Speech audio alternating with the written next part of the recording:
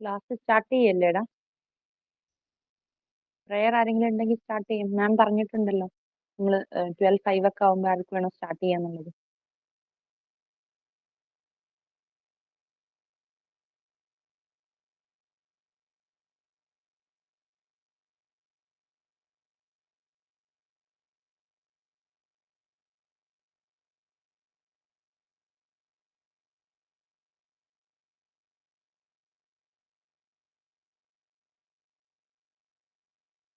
ഞാൻ പ്രയർ പാടട്ടെ? വേറെ ആരെങ്കിലും ഉണ്ടോ പാടാനായിട്ട്?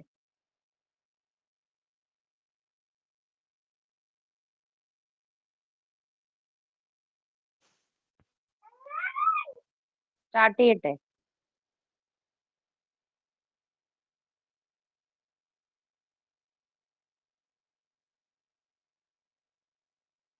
Morning prayer. I arise and share this day with you. I praise you for the light is drawn.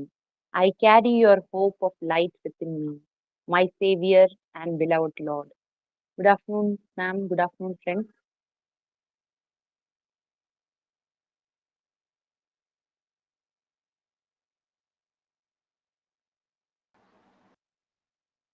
Good afternoon.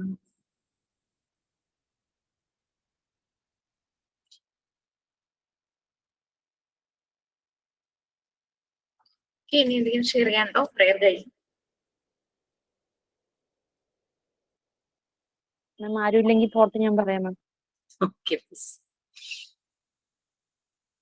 Your thoughts influence your life.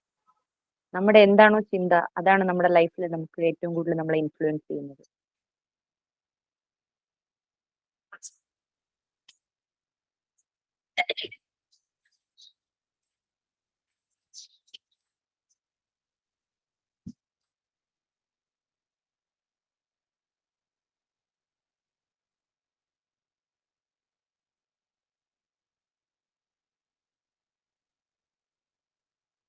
Okay, so നിങ്ങളുടെ time examination കഴിഞ്ഞു? Time 1? ഇല്ല മാം, exam start ആയിട്ടില്ല. എന്നായിരുന്നു date തന്നെ? 19th ആണ്. 19th. Okay. So നമ്മൾ part 1 part 2 നമ്മൾ complete ആയല്ലോ. ഇനി നമ്മൾ പാർട്ട് 3ലേക്കല്ലേ? അതെ മാം. പാർട്ട് 3 ആരെങ്കിലും സ്റ്റാർട്ട് ചെയ്തോ? ടീച്ചേഴ്സ് ആരെങ്കിലും? ഇല്ല ഇല്ല, അന്ന് പറഞ്ഞിട്ടുള്ളതിൽ മാം എടുക്കുമെന്നാണ് പറഞ്ഞിട്ടുള്ളതെന്ന് തോന്നുന്നു. അല്ല, പാർട്ട് 3യിൽ ഏതെങ്കിലും ലെസൺ ആരെങ്കിലും സ്റ്റാർട്ട് ചെയ്തോ എന്നാണ് ചോദിച്ചത്. ഇല്ല, സ്റ്റാർട്ട് ചെയ്തിട്ടില്ല. Okay fine. സോ പാർട്ട് 3യിൽ നമുക്ക് 2 സബ്ജക്റ്റ് ആണുള്ളത്. ഒന്ന് മോണ്ടിസോറി ഫിലോസഫി ഓഫ് എഡ്യൂക്കേഷനും അതിന്റെ യൂണിറ്റ്സ് യൂണിറ്റ് 1, 3, 4, 5, 6. 2 എന്നുള്ള യൂണിറ്റ് അടുത്ത സബ്ജക്റ്റിലാണ് വരുന്നത്. Montessori theory, methods and its application. Okay, 2, 7, 8, 9, 10 അങ്ങനെ ബാച്ചുകൾക്ക് ഞാൻ എടുക്കാറുള്ളത് ലൈക്ക് യൂണിറ്റ് 3, 4, 7, 10 ഈ ചാപ്റ്റേഴ്സ് ആണ് എടുക്കാറുള്ളത്. അപ്പൊ മിക്കവാറും നിങ്ങൾക്ക് ആദ്യത്തെ ചാപ്റ്റർ ഒക്കെ എടുക്കേണ്ടതായിട്ട് വരും തോന്നുന്നു. ഓക്കെ, എനിവേ ഞാൻ നോക്കട്ടെ. ഞാൻ ജസ്റ്റ് ഒരു ഇൻട്രൊഡക്ഷൻ പറയാം. ഇൻട്രൊഡക്ഷൻ പറഞ്ഞ് ഞാൻ എന്താ 3ലേക്ക് വരും. ടീച്ചേഴ്സ് അത് എടുക്കുന്നില്ല എന്നുണ്ടെങ്കിൽ മാത്രം 1 and 2 ഞാൻ എടുക്കും. 1 and 2ൽ തന്നെ ഇൻട്രൊഡക്ഷൻ ഉണ്ട് കേട്ടോ. ഞാൻ പറയാൻ പോകുന്ന ആ ഒരു ഇൻട്രൊഡക്ഷനിൽ അതുണ്ട്. നമുക്കറിയാം ഇതിന്റെ മോണ്ടിസോറി മെത്തേഡിന്റെ ഫൗണ്ടർ എന്ന് പറയുന്നത് ഡോക്ടർ മറിയ മോണ്ടിസോറിയാണ്. അറിയാലോ? എനിക്ക് എപ്പോഴൊക്കെ ക്ലാസ്സിലൊക്കെ എന്തെങ്കിലുമൊക്കെ നമ്മൾ പറഞ്ഞിട്ടുണ്ടാകാം ഡോക്ടർ മറിയ മോണ്ടിസോറിയെ കുറിച്ച്. അവർ ഇറ്റലിയിലായിരുന്നു ജനിച്ചതും അവരുടെ എല്ലാ ആക്ടിവിറ്റീസ് എല്ലാം ഇറ്റലിയിൽ തന്നെയായിരുന്നു. അപ്പം മറിയ ജനിക്കുന്ന സമയത്ത് 19th സെഞ്ചുറി ആ ഒരു ടൈം എന്ന് പറഞ്ഞു കഴിഞ്ഞാൽ എഡ്യൂക്കേഷൻ അത്ര വൈഡൊന്നും ആയിട്ടില്ല. എന്ന് പറഞ്ഞു കഴിഞ്ഞാൽ നമ്മൾക്ക് ഒരു പക്ഷേ ഒരു അത്ഭുതം തോന്നും. പ്രത്യേകിച്ചും യൂറോപ്യൻ കൺട്രീസിലെല്ലാം വളരെ ഫാസ്റ്റ് ആണ്, പോസിറ്റീവ് ആണ്, തിങ്കിങ് ആണ്, ഫസ്റ്റ് ഫോർവേഡ് ആണെന്നൊക്കെ നമ്മൾ കേട്ടിട്ടുണ്ട്. നമ്മൾ ജനിച്ച സമയങ്ങളിലൊക്കെ. അവിടെ മറിയയുടെ ജനന സമയത്ത് ആ ഒരു കാലഘട്ടത്തിൽ പെൺകുട്ടികൾക്ക് വിദ്യാഭ്യാസം അങ്ങനെ കൊടുക്കാറില്ലായിരുന്നു. യൂറോപ്യൻ കൺട്രി ആയിട്ടും അവിടെ പെൺകുട്ടികള് പൊതുവെ എഡ്യൂക്കേറ്റഡ് ബേസിക് അത്രയും ഒരു ബേസ് ലെവലിലൊക്കെ പഠിച്ച് അങ്ങനെ നിന്ന് പോവാറാണ് പതിവ്. പക്ഷെ മറിയയുടെ പാരന്റ്സിന് വളരെ താല്പര്യമായിരുന്നു മറിയയെ പഠിപ്പിക്കണമെന്ന്. മറിയയും പഠിക്കാൻ ആഗ്രഹമുള്ള ഒരു കുട്ടിയായിരുന്നു. മറിയ ആദ്യം നമ്മുടെ ഒരു ഇക്വലൻ +1 +2 അതെല്ലാം കഴിഞ്ഞ സമയത്ത് മറിയ ടെക്നിക്കൽ സൈഡിലാണ് ആദ്യം ജോയിൻ ചെയ്തത്. സംതിങ് ലൈക്ക് എഞ്ചിനീയറിംഗ് പോലെ ടെക്നിക്കൽ സൈഡിലായിരുന്നു. പക്ഷെ മറിയക്ക് പെട്ടെന്ന് തന്നെ അതിനോട് വലിയ താല്പര്യം തോന്നിയില്ല. മെഡിക്കൽ ഫീൽഡിനോടാണ് താല്പര്യം. അങ്ങനെ മെഡിക്കൽ ഫീൽഡിലേക്ക് ജോയിൻ ചെയ്യുകയാണ് ചെയ്തത്. മെഡിക്കൽ ഫീൽഡ് എന്ന് പറഞ്ഞാൽ ജസ്റ്റ് ഇക്വലൻ ടു MBBS, ഒരു ഡോക്ടർ ആകാൻ പോകുന്ന ആ ഒരു കോഴ്സ്. അവിടെയും മറിയക്ക് ചലഞ്ചസ് വളരെ അധികമായിരുന്നു. കാരണം മറിയ ഒരു പെൺകുട്ടി മാത്രമേ ഉണ്ടായിരുന്നുള്ളൂ, ബാക്കിയെല്ലാം ബോയ്സ് ആയിരുന്നു. അപ്പോ ഈ മെഡിക്കൽ സ്റ്റുഡൻസിന്റെ ഒരു മെയിൻ സബ്ജക്റ്റ് ആണ് അനാറ്റമി എന്ന് പറയുന്നത്, അല്ലെ? കേട്ടിട്ടുണ്ടാവും അല്ലെ നിങ്ങൾ? അനാറ്റമി ലാബ് എന്ന് പറഞ്ഞു കഴിഞ്ഞാൽ മനുഷ്യ ശരീരത്തെ കുറിച്ചും അതിന്റെ ഇന്റേണൽ ഓർഗൻസ്, എക്സ്റ്റേണൽ ഓർഗൻസ്, അതിന്റെ വർക്കിംഗ് ഫങ്ഷൻസ്, ഇതെല്ലാമാണ് അനാറ്റമിയിൽ പഠിക്കുന്നത്. അപ്പൊ അനാറ്റമി ലാബിൽ നിറയെ ഡെഡ് ബോഡീസ് ഉണ്ടാവും, കോപ്സ്, കെഡാവർ എന്നൊക്കെ പറയില്ലേ, അതായത് അതെല്ലാം ഇങ്ങനെ ഫോമലിലും എല്ലാം പ്രോസസ് ചെയ്ത് വെച്ചിട്ടുണ്ടാവും കുട്ടികൾക്ക് പഠിക്കാനായിട്ട്. മനുഷ്യ ശരീരത്തെ കുറിച്ചാണല്ലോ പഠിക്കുന്നത്, ശരിക്കുമുള്ള മനുഷ്യ ശരീരം തന്നെ അവിടെ കാണും. അപ്പോ അങ്ങനെ കെഡാവേഴ്സ് അല്ലെങ്കിൽ ഒരു കോപ്സ്, ഡെഡ് ബോഡീസ് നിറയെ ആ ഒരു മീൻസ് ആവശ്യത്തിന് ആ ഒരു അനാറ്റമി ലാബിൽ ഉണ്ടായിരുന്നു. ഇതെല്ലാം തന്നെ ഒരു പഠന സമയത്ത് നേക്കഡ് ആയിട്ടുള്ള ബോഡീസ് ആണ് ടേബിളിൽ വെക്കുന്നത്. അപ്പോ ബോയ്സ് എല്ലാം ഇങ്ങനെ അടക്കി ചിരിക്കുകയൊക്കെ ചെയ്യും. മറിയയ്ക്ക് ഇത്രയും ബോയ്സിന്റെ കൂടെ നിന്ന് അത് പഠിക്കുക എന്ന് പറഞ്ഞു കഴിഞ്ഞാൽ ഭയങ്കര ഒരു ചലഞ്ചായിരുന്നു. മറിയയും ചെറിയ കുട്ടിയാണല്ലോ, ആ ഒരു ടീനേജ് ആ ഒരു പ്രായം ആണ്. എന്നാലും ഈ ചലഞ്ചസ് ഒന്നും മറിയെ ബാധിച്ചില്ല. മറിയ നല്ല രീതിയിൽ തന്നെ പഠിച്ചു. പഠന സമയത്തും അതിനുശേഷവും കുട്ടികളെ കുറിച്ചുള്ള സ്റ്റഡി ആയിരുന്നു മറിയയ്ക്ക് ഏറ്റവും ഇൻട്രസ്റ്റിംഗ് ആയിട്ട് തോന്നിയത്. കുട്ടികളുടെ ഡെവലപ്മെന്റ് അങ്ങനെയുള്ള കാര്യങ്ങളായിരുന്നു. അങ്ങനെ മറിയ ആ ടോപ്പിക്കിലേക്ക്, ആ ഏരിയയിലേക്ക് കൂടുതൽ ശ്രദ്ധിച്ചു. ആ ഒരു സമയത്ത് അണ്ടക്കുന്നോ എന്ത് വേണമെങ്കിലും പറയാം, മറിയ ജീവിച്ചിരുന്ന കാലഘട്ടത്തിൽ തന്നെയായിരുന്നു 2 വേൾഡ് വാറും നടന്നത്. ലോകമഹായുദ്ധങ്ങൾ, 1ാം ലോകമഹായുദ്ധവും 2ാം ലോകമഹായുദ്ധവും. അപ്പൊ ഒരു യുദ്ധം നടക്കാന്നൊക്കെ പറഞ്ഞു കഴിഞ്ഞാൽ ഭയങ്കര അത്ര സുഖമുള്ള ഏർപ്പാടല്ല അല്ലെ, ഒരു യുദ്ധം നടക്കാന്ന് പറഞ്ഞു കഴിഞ്ഞാൽ. ആ യുദ്ധം നടക്കുന്ന ഏരിയ മാത്രമല്ല, ആ ഒരു കൺട്രി, നിയർ ബൈ കൺട്രീസ്, അങ്ങനെയെല്ലാം ലോകം മുഴുവനും അതിൻ്റെതായിട്ടുള്ള അസ്വസ്ഥതകൾ ഉണ്ടാവും, നമുക്ക് ബുദ്ധിമുട്ടുകൾ ഉണ്ടാവും. നമ്മളുടെ ഇപ്പൊ ഒരു ജംഗ്ഷനിൽ ഒരു വഴക്കോ അല്ലെങ്കിൽ നമ്മുടെ ഒരു നൈബർഹുഡിൽ ഒരു വഴക്കോ ഒക്കെ ആയാൽ തന്നെയും നമ്മൾ വല്ലാതെ അസ്വസ്ഥരാകും അല്ലെ. അതുപോലെ ഒരു യുദ്ധമാണെങ്കിലും, ഇപ്പൊ ലോകമഹായുദ്ധങ്ങൾ എന്ന് പറഞ്ഞു കഴിഞ്ഞാല് 2 രാജ്യങ്ങൾ തമ്മിലുള്ളതായിരുന്നില്ല, 2 സൈഡായിരുന്നു. ഒരു സൈഡിൽ കുറെ കൺട്രീസ്, അടുത്ത സൈഡിൽ വേറെ കുറെ കൺട്രീസ്. രണ്ട് കൺട്രികൾ തമ്മിലുള്ള യുദ്ധമായിരുന്നു. ഈ 2 കൺട്രികളെ സപ്പോർട്ട് ചെയ്യാനായിട്ട് മറ്റു കൺട്രികളും കൂടെ അവരോടൊപ്പം ജോയിൻ ആയി. അപ്പൊ അതൊരു വലിയ യുദ്ധം തന്നെയായി മാറി. ശരിക്കും ലോകം പിടിച്ചടക്കുക എന്നുള്ള ഉദ്ദേശം, ആ സ്വാർത്ഥ താല്പര്യത്തോടു കൂടിയുള്ള ലോകമഹായുദ്ധങ്ങളായിരുന്നു ആ 2ഉം. അതിന് ബലിയാടാകപ്പെട്ടവര് വളരെ നിഷ്കളങ്കരായ ആൾക്കാരും. നമുക്കറിയാം യുദ്ധം എന്ന് പറയുമ്പോൾ നാശനഷ്ടങ്ങൾ വളരെ കൂടുതലായിരിക്കും. യുദ്ധത്തിൽ പങ്കെടുക്കുന്നവര് വയസ്സായവരൊന്നുമല്ല, എല്ലാം യങ്സ്റ്റേഴ്സ് ആണ്. അപ്പൊ നഷ്ടങ്ങൾ സംഭവിക്കുമ്പോൾ ആളുകൾ മരിച്ചു പോകുന്നു, അംഗവൈകല്യം അതായത് ഹാൻഡിക്യാപ്ഡ് ആവുന്നു, പലർക്കും പല ബുദ്ധിമുട്ടുകൾ വരുന്നു. അങ്ങനെ വരുമ്പോൾ അവരുടെ ഫാമിലിക്ക് നഷ്ടമാകുവാണ്. ആ ഒരു ചെറുപ്പക്കാരെ നഷ്ടമാകുന്നു. ഒരു പക്ഷേ ഒരു ചെറിയ കുട്ടിക്ക് അച്ഛനെ ആയിരിക്കാം നഷ്ടമാകുന്നത്, അമ്മയ്ക്ക് മകനെ ആയിരിക്കാം നഷ്ടമാകുന്നത്, വൈഫിന് ഒരു ലൈഫ് പാർട്ട്ണറെ ആയിരിക്കാം നഷ്ടമാകുന്നത്, കാമുകിക്ക് ഒരു കാമുകനെ ആയിരിക്കാം നഷ്ടമാകുന്നത്. നഷ്ടങ്ങളായിരുന്നു ശരിക്കും, യങ്സ്റ്റേഴ്സിനെയാണ് നഷ്ടപ്പെട്ടത്. ഇനി അഥവാ മരിക്കാതെ അതിൽ നിന്ന് സർവൈവ് ചെയ്ത് വന്നവരാണെങ്കിൽ പോലും അവർക്ക് എന്തെങ്കിലും ഡിഫോമിറ്റീസ് ഉണ്ടാവും, കാല് പോയിട്ടുണ്ടാവും, കൈ പോയിട്ടുണ്ടാവും, കണ്ണ് പോയിട്ടുണ്ടാവും.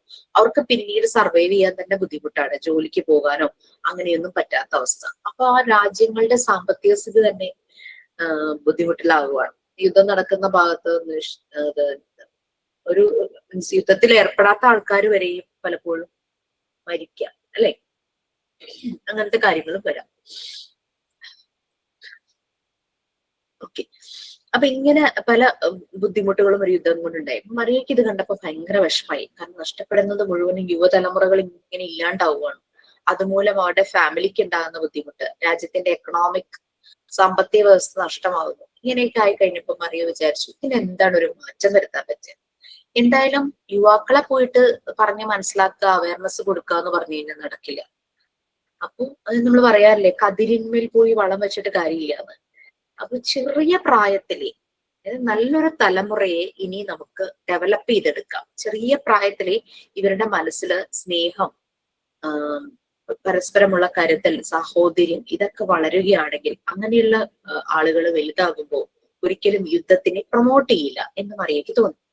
അങ്ങനെയാണ് മറിയ കൊച്ചുകുട്ടികളിൽ ഇന്റർവെൻഷൻ ചെയ്യാനായിട്ട് തീരുമാനിച്ചത്.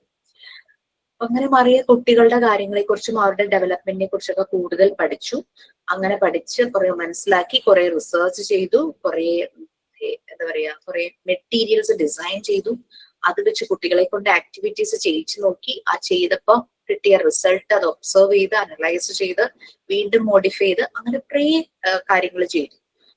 അപ്പൊ മറിയ ഇങ്ങനെ കുട്ടികളിൽ അതിങ്ങനെ ഈ പല രീതിയിലുള്ളതും ചെയ്തു. മറിയയ്ക്ക് ആദ്യം കിട്ടിയത് ഈ ഇന്റർവെൻഷൻ നടത്തുന്ന ഒരു 60ഓളം കുട്ടികൾ, അത് 60ഓളം കുട്ടികൾ എന്ന് പറഞ്ഞു കഴിഞ്ഞാൽ അവര് സ്പെഷ്യൽ കിഡ്സ് ആയിരുന്നു. സ്പെഷ്യൽ കിഡ്സ് എന്ന് പറഞ്ഞാൽ നിങ്ങൾക്ക് അറിയാലേ, സ്പെഷ്യൽ കിഡ്സ് എന്ന് പറഞ്ഞു കഴിഞ്ഞാൽ അതായത് അവർക്ക് എന്തെങ്കിലും രീതിയിലുള്ള ഡിസബിലിറ്റീസ് ഉണ്ടാകും. ചിലപ്പോൾ ഫിസിക്കലി ആയിരിക്കാം, ചിലപ്പോൾ മെന്റലി ഉള്ള ഡിസബിലിറ്റീസ് ആയിരിക്കാം. ഈ കുട്ടികളിലായിരുന്നു മറിയ ഈ ഒരു മെത്തേഡ് ആദ്യം അപ്ലൈ ചെയ്യുന്നത്. മെത്തേഡ് അപ്ലൈ ചെയ്യുന്നു. അങ്ങനെ അപ്ലൈ ചെയ്തു കഴിഞ്ഞപ്പോൾ മെത്തേഡ് അപ്ലൈ ചെയ്യുന്നു. മെത്തേഡ് അപ്ലൈ ചെയ്യുന്നു. അപ്പൊ ഇങ്ങനെ ഈ മെത്തേഡ് അപ്ലൈ ചെയ്തപ്പോഴേക്കും എന്താണെന്ന് വെച്ച് കഴിഞ്ഞാല് നല്ല റിസൾട്ട് കണ്ടു. അപ്പൊ സ്പെഷ്യൽ കുട്ടികളിൽ ഈ മെത്തേഡ് അപ്ലൈ ചെയ്തപ്പോൾ നല്ല റിസൾട്ട്. അങ്ങനെയാണെങ്കിൽ ഈ പറയുന്ന പോലെ സാധാരണ കുട്ടികളിൽ, നോർമൽ ആയിട്ടുള്ള ഇങ്ങനെ ഡിസബിലിറ്റീസ് ഒന്നും ഇല്ലാത്ത കുട്ടികളിലാണെങ്കിൽ അതിലും റിസൾട്ട് നല്ലതായിരിക്കുമല്ലോ എന്ന് മറിയ എന്നെ ചിന്തിച്ചു. മറിയ ഇങ്ങനെ ഇന്റർവെൻഷൻസ് ഒക്കെ നടത്തി വരുന്ന ആ ഒരു സമയത്തായിരുന്നു ഈ എന്താണ് അവിടുത്തെ ലോക്കൽ അതോറിറ്റി ഒരു മിനിറ്റ് തരൂ, കണ്ടിന്യൂസ് ആരോ വിളിച്ചോണ്ടിരിക്കും.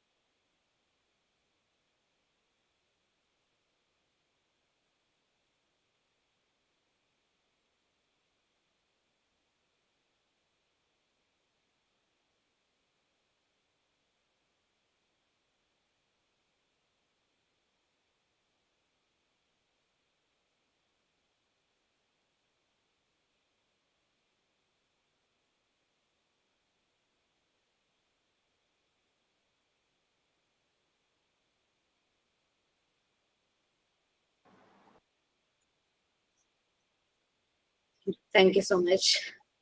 ഓക്കെ, അപ്പം മറിയ ഇങ്ങനെ സാധാരണ സ്പെഷ്യൽ കുട്ടികളിൽ ഇത് ചെയ്തു. മറിയയ്ക്ക് തന്നെ തോന്നി സാധാരണ കുട്ടികളിൽ ഇത് കുറച്ചുകൂടെ റിസൾട്ട് ആയിരിക്കണം. അങ്ങനെ അവര് ഇങ്ങനെ കുറെ ആക്ടിവിറ്റീസ് ചെയ്യുന്ന സമയത്താണ് അവിടുത്തെ ലോക്കൽ അതോറിറ്റീസ് ഇറ്റലിയിലെ ഒരു സ്ലം ഏരിയ, ചേരി പ്രദേശമായ സാൻ ലൊറൻസോയില് ഒരു ഡേ കെയർ തുടങ്ങാമോ എന്നുള്ള ആവശ്യവുമായിട്ട് മറിയ മോണ്ടിസോറിയുടെ അടുത്ത് എത്തുന്നത്. അതായത് ആ സ്ലം ഏരിയ എന്ന് പറയുമ്പോൾ നിങ്ങൾക്ക് ഊഹിക്കാം അവിടുത്തെ ഒരു ജീവിത സാഹചര്യം അല്ലെ, ചേരിയാണ്. അവിടെ ഹൈജീൻ വളരെ മോശമായിരിക്കും, പുവർ ആയിരിക്കും. പിന്നെ ആളുകൾ അത്ര എഡ്യൂക്കേറ്റഡ് ആയിരിക്കില്ല. പിന്നെ അവിടെ ആളുകള്, മുതിർന്ന ആളുകള് നേരം വെളുക്കുമ്പോഴേ എന്തെങ്കിലുമൊക്കെ ലേബർ വർക്ക് ജോലികൾക്കായിട്ട് പുറത്തേക്ക് പോകും. അവർ വളരെ ലേറ്റ് ആയിട്ടായിരിക്കും വീട്ടിലെത്തുന്നത്. പുവർ ബാക്ക്ഗ്രൗണ്ടും ജീവിത സാഹചര്യം വളരെ മോശമൊക്കെ ആയിരിക്കാം. ഹൈജീൻ ആണെങ്കിലും ഭക്ഷണം ഒന്നും ശരിയായ രീതിയിലൊന്നും അവർക്ക് അവൈലബിൾ ആയിരിക്കില്ല. അവിടുത്തെ കുട്ടികൾക്ക് വേണ്ടിയിട്ട്, അതായത് ഈ ജോലിക്ക് പോകുന്ന ആൾക്കാരുടെ മക്കൾ ഉണ്ടാവുമല്ലോ, അവര് അച്ഛനും അമ്മയൊക്കെ ജോലിക്ക് പോകുന്ന സമയത്ത് ഇങ്ങനെ അലഞ്ഞു തിരിഞ്ഞ് നടക്കും, ഭയങ്കര വയലന്റ് ആയിരിക്കും, തമ്മിത്തല്ലും ബഹളവും, ശരിയായ വൃത്തിയായിട്ടുള്ള രീതിയിൽ ഭക്ഷണം ഉണ്ടാവില്ല, ഡ്രസ്സ് ഉണ്ടാവില്ല, അങ്ങനെ രീതിയിൽ വളരെ അഗ്രസീവായിട്ടും അൺസോഷ്യബിൾ ആയിട്ടൊക്കെ ഉള്ള കുട്ടികളെ ഒന്ന് ടേക്ക് കെയർ ചെയ്യാനായിട്ട് ഒരു ഡേ കെയർ ചെയ്യാമോ എന്നുള്ള ആവശ്യമായിട്ട് ലോക്കൽ അതോറിറ്റി മേ ബി അവിടെ നമ്മൾ പഞ്ചായത്ത് മുനിസിപ്പാലിറ്റി എന്ന് പറയുന്ന പോലെ അവിടുത്തെ കോർപ്പറേഷൻ മേയർ ആയിരിക്കാം ഒരാവശ്യമായിട്ട് ചെല്ലുന്നു. അങ്ങനെയാണ് മറിയ മോണ്ടിസോറി ആദ്യമായിട്ട് ഒരു മോണ്ടിസോറി സ്കൂള് ഇറ്റലിയിലെ സാൻ ലോറൻസോയില് തുടങ്ങുന്നത്. മറിയ മോണ്ടിസോറിക്ക് അതിനെ സ്കൂൾ എന്ന് പറയാനൊന്നും അത്ര ഇഷ്ടമുണ്ടായിരുന്നില്ല. സ്കൂളെന്നോ ക്ലാസ് റൂമെന്നോ ആ രീതിയിലാക്കരുത്, കുട്ടികളുടെ ഡെവലപ്മെന്റിന് ഹെൽപ്പ് ചെയ്യുന്ന രീതിയിൽ അതിനെ ഡിസൈൻ ചെയ്യണം എന്ന് പറഞ്ഞ് മറിയ മോണ്ടിസോറി ആദ്യമായിട്ട് തുടങ്ങിയ ആ ഒരു നമുക്കിപ്പോ മനസ്സിലാക്കാൻ വേണ്ടി സ്കൂൾ എന്ന് പറയാം, മോണ്ടിസോറി സ്കൂളാണ് കാസ ഡി ബാംബിനി. കാസ ഡി ബാംബിനി എന്ന് പറഞ്ഞു കഴിഞ്ഞാൽ ഒരു ഇറ്റാലിയൻ വേർഡാണ്. ചിൽഡ്രൻസ് ഹൗസ് അല്ലെങ്കിൽ ഹൗസ് ഓഫ് ചിൽഡ്രനോ അങ്ങനെ പറയും. കുട്ടികൾക്കുള്ള വീട്, കുട്ടികളുടെ വീട് എന്ന് മീനിങ് വരുന്ന കാസ ഡി ബാംബിനി എന്നുള്ള ഒരു സ്കൂള് സ്റ്റാർട്ട് ചെയ്യുന്നത്. അപ്പൊ ആ സ്കൂളിന്റെ ക്ലാസ് റൂം ആയിട്ടൊന്നും ഉണ്ടായിരുന്നില്ല, എല്ലാം ചൈൽഡ് ഫ്രണ്ട്ലി ആയിരുന്നു. നിറയെ വരാന്തകളായിരുന്നു, അകത്ത് നിന്നും പുറത്തേക്ക് കടക്കാനായിട്ട് നിറയെ വരാന്തകൾ ഉണ്ടായിരുന്നു. കുട്ടികൾക്ക് ഫ്രീ ആയിട്ട് ആ വരാന്തയിലൂടെ ഇൻഡോറിൽ നിന്നും ഔട്ട്ഡോറിലേക്ക് പോകാനായിട്ട് പറ്റുമായിരുന്നു. അവർക്ക് കുറെ മെറ്റീരിയൽസ് മറിയ മോണ്ടിസോറി ഡിസൈൻ ചെയ്തു വെച്ചു. ഈ മെറ്റീരിയൽസ് കൊണ്ട് കുട്ടികളെ കൊണ്ട് ആക്ടിവിറ്റീസ് ചെയ്യിച്ചു. മറിയ മോണ്ടിസോറി ആ ക്ലാസ് റൂം ആയിട്ട് സെറ്റ് ചെയ്തില്ല, പക്ഷെ അതിന് മോണ്ടിസോറി പ്രിപ്പയർഡ് എൻവിയോൺമെന്റ് എന്നാണ് അറിയപ്പെട്ടിരുന്നത്. ആ പ്രിപ്പയർഡിന്, അതായത് പ്രിപ്പയർ ചെയ്തിരിക്കുന്നു അങ്ങനെ ഒരു എൻവിയോൺമെന്റ് കുട്ടികളുടെ ഡെവലപ്മെന്റിന് വേണ്ടിയിട്ട്. ഈ എൻവിയോൺമെന്റിന്റെ 5 ഏരിയ ആയിട്ടായിരുന്നു മറിയ മോണ്ടിസോറി ഡിവൈഡ് ചെയ്തത്. ഈ 5 ഏരിയയാണ് നിങ്ങളുടെ പ്രാക്ടിക്കൽ സെഷൻ കേട്ടോ. ഈ 5 ഏരിയയിലുള്ള മെറ്റീരിയൽസ്, ആ മെറ്റീരിയൽസ് ലിസ്റ്റ് ഞാൻ അയച്ചു തരാം. മറിയ മോണ്ടിസോറി ഡിസൈൻ ചെയ്ത കേട്ടില്ല. എന്തോ എന്നാ പറഞ്ഞത്?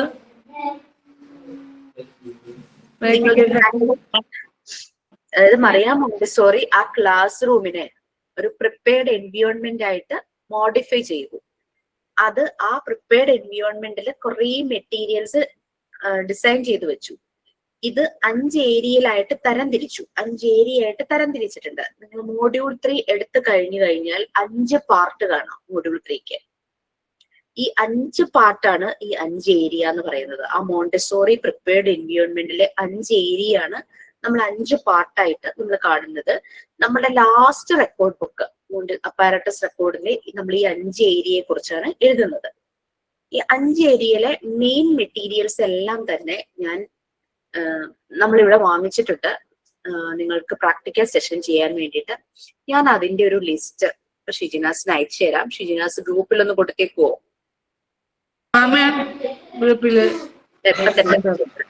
ജസ്റ്റ് എല്ലാരും ഒന്ന് നോക്കിക്കോളൂ. നമ്മൾക്ക് നമ്മുടെ ഇൻസ്റ്റിറ്റ്യൂട്ടിൽ അവൈലബിൾ ആയിട്ടുള്ള മെയിൻ ആയിട്ടുള്ള മെറ്റീരിയൽസ് കേട്ടോ.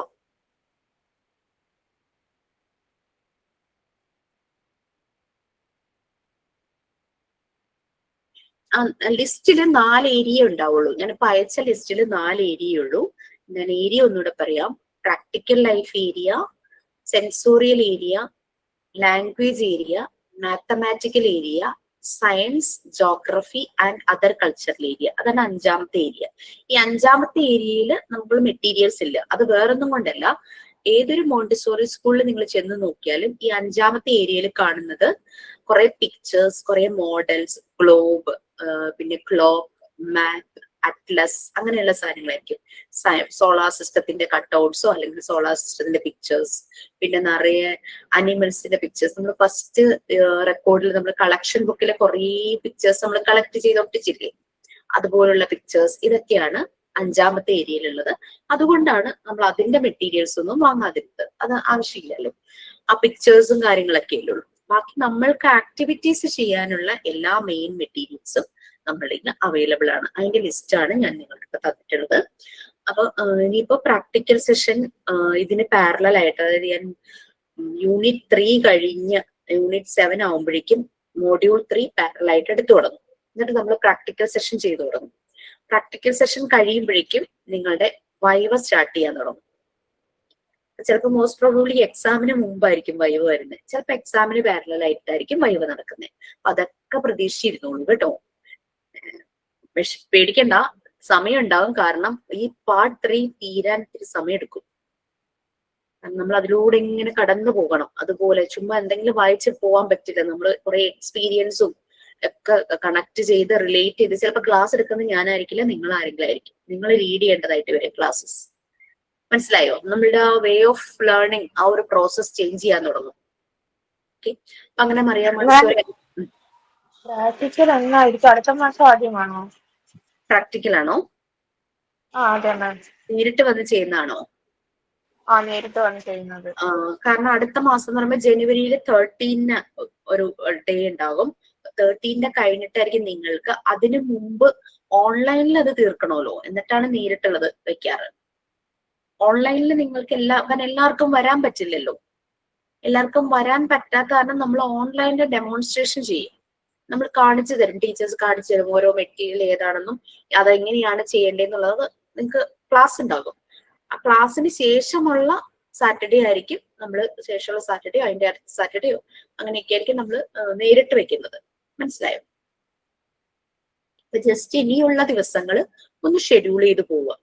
സാറ്റർഡേ ക്ലാസിന്റെ വിവരം നിങ്ങൾക്ക് നേരത്തെ ഇൻ അഡ്വാൻസ് നേരത്തെ പറഞ്ഞു തരും. കാരണം വേറെ ഒന്നും കൊണ്ടല്ല, ട്രെയിൻ ടിക്കറ്റോ അങ്ങനെയൊക്കെ ബുക്ക് ചെയ്തൊക്കെ വരുന്നവരൊക്കെ ഉണ്ടെങ്കിൽ അതൊക്കെ നേരത്തെ അവർക്ക് ബുദ്ധിമുട്ടുണ്ടാകാതിരിക്കാൻ നമ്മൾ നേരത്തെ എന്തായാലും ഒരു 1 വീക്ക് ബിഫോർ അല്ലെങ്കിൽ 2 വീക്സ് ബിഫോർ ഒക്കെ എന്തായാലും പറയാറുണ്ട്. അപ്പൊ അതിനനുസരിച്ച് ഒന്ന് ഷെഡ്യൂൾ ചെയ്യുക. ആ ദിവസം എന്തെങ്കിലും നിങ്ങൾക്ക് മാറ്റിവെക്കാവുന്ന വല്ല കാര്യങ്ങളൊക്കെ ഉണ്ടെങ്കിൽ അതൊക്കെ മാറ്റിവെച്ച് വരിക. കാരണം നേരിട്ട് വന്നാൽ തന്നെ നമുക്ക് ഒരു ക്ലാരിറ്റി കിട്ടും മെത്തേഡിനെ കുറിച്ച്. ഈ മെറ്റീരിയൽസ് എങ്ങനെയാണെന്നും ഇത് കുട്ടികൾക്ക് എങ്ങനെ നമ്മൾ ഇൻട്രൊഡ്യൂസ് ചെയ്യണമെന്നും അങ്ങനെയുള്ളത്. തിയറി കണ്ടതുകൊണ്ടോ വീഡിയോ കണ്ടതുകൊണ്ടോ മനസ്സിലാകാൻ ബുദ്ധിമുട്ടാണ്. പക്ഷെ വരാൻ പറ്റാത്തവർ വിഷമിക്കേണ്ട. വീഡിയോ നമ്മൾ അത്രയും നല്ല രീതിയിൽ തന്നെ പ്രസന്റ് ചെയ്യാൻ നോക്കും. Class online. അത് കൂടാതെ നേരിട്ട് വരാൻ പറ്റാത്തവർക്ക് വേണ്ടി ചെയ്യേണ്ടത്, നിങ്ങൾ വരുമ്പോൾ ഈ ക്ലാസ്സിന്റെ ചെയ്യുന്ന ഓരോ ആക്ടിവിറ്റിയുടെയും നല്ല വീഡിയോ, ക്ലിയർ ആയിട്ട് വീഡിയോ എടുക്കണം.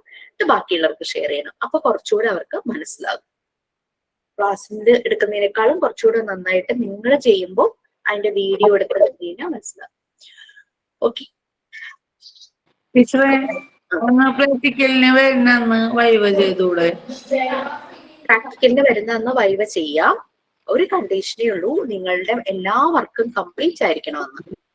കംപ്ലീറ്റ് അല്ലെങ്കിലും വൈവ ചെയ്യാം. പക്ഷെ വർക്ക് കംപ്ലീറ്റ് ആണ്. വർക്ക് ഫുള്ളായി കംപ്ലീറ്റ് ആണ്. Very good. കംപ്ലീറ്റ് ആയില്ലെങ്കിൽ നമ്മൾ അതിനനുസരിച്ച് നമുക്ക് മാർക്ക് ഇടാൻ പറ്റുള്ളൂ. അതുകൊണ്ടാണ്. വീഡിയോ എടുത്ത് വെച്ചിട്ടുണ്ട്, ഞാന് വീഡിയോ എടുത്ത് വെച്ചിട്ടുണ്ട്. Okay, very good.